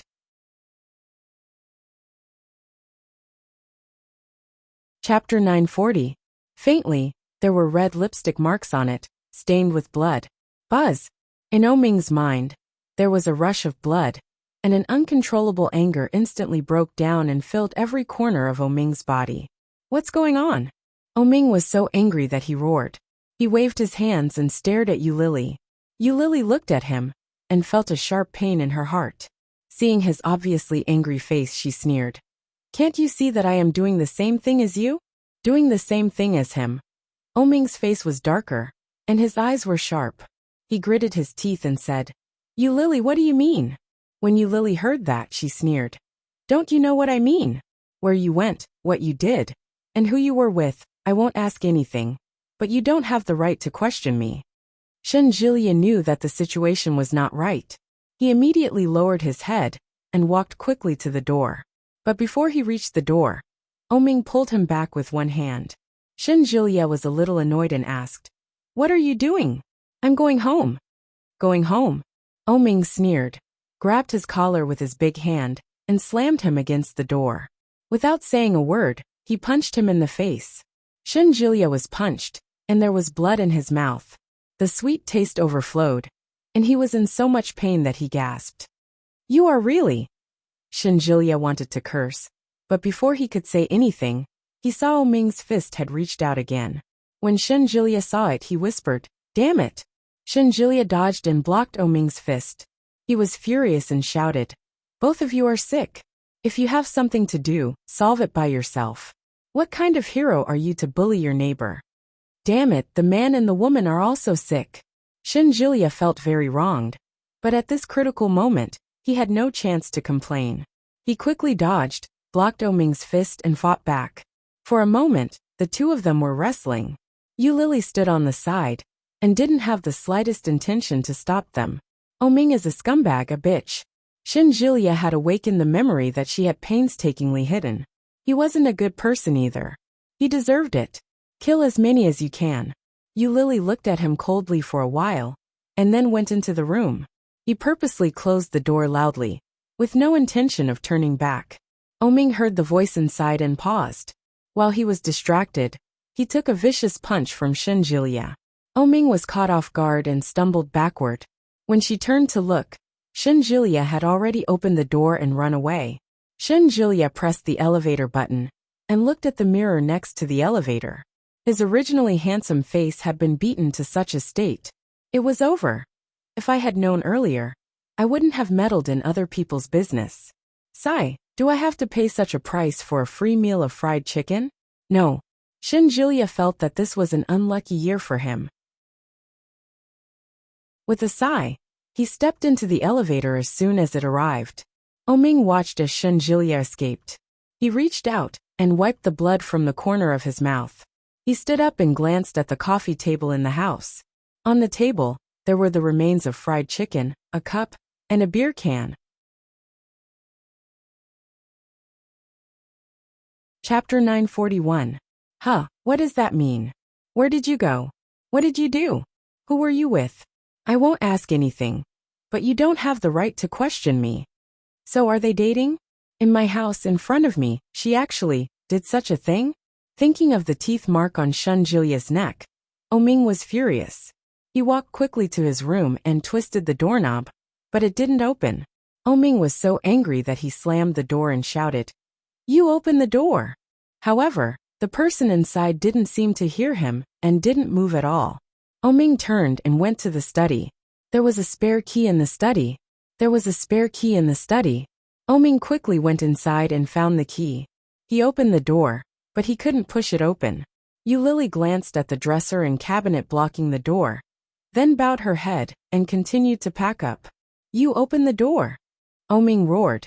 Explain to me clearly, what is your relationship with that guy? Yulili listened to the movement outside. After packing up the last piece of clothing, she picked up the phone and called her colleague Yi Qianqian. Yi Qianqian seemed to be playing with her mobile phone and quickly answered the phone. Hello. Qianqian, can I sleep at your house tonight? Yi Qianqian suddenly did a carp roll and jumped up from the bed. With a look of joy on her face, she shouted, That's great. When are you coming? Do you have the address? No. I'll send you a WeChat message. Where are you coming from? Yulili told her where she was, but the knocking on the door still didn't stop. Yi Qianqian heard it clearly on the other side of the phone. She frowned and said, What are you doing? It seems that someone is quarreling over there. Are you quarreling with your boyfriend? No, it's just a mad dog barking outside. Then send me a WeChat message, and I'll take a taxi. Okay, be sure to come. Lily hung up the phone and was not in a hurry to go out. She hid the suitcase in the cabinet. At the same time, Ming had pushed the door more than half open. He walked to the door and saw her. His face darkened, and he said angrily, "What do you mean by this?" Lily stood inside and looked at Ming's angry face through the tall dressing table and other things. "Ming, let's break up," she said, enunciating each and every word clearly. Ming narrowed his eyes and looked at Lily, trying to see something in her face. But Lily's face didn't show the slightest bit of discomfort. There was no reluctance, no sadness, only indifference.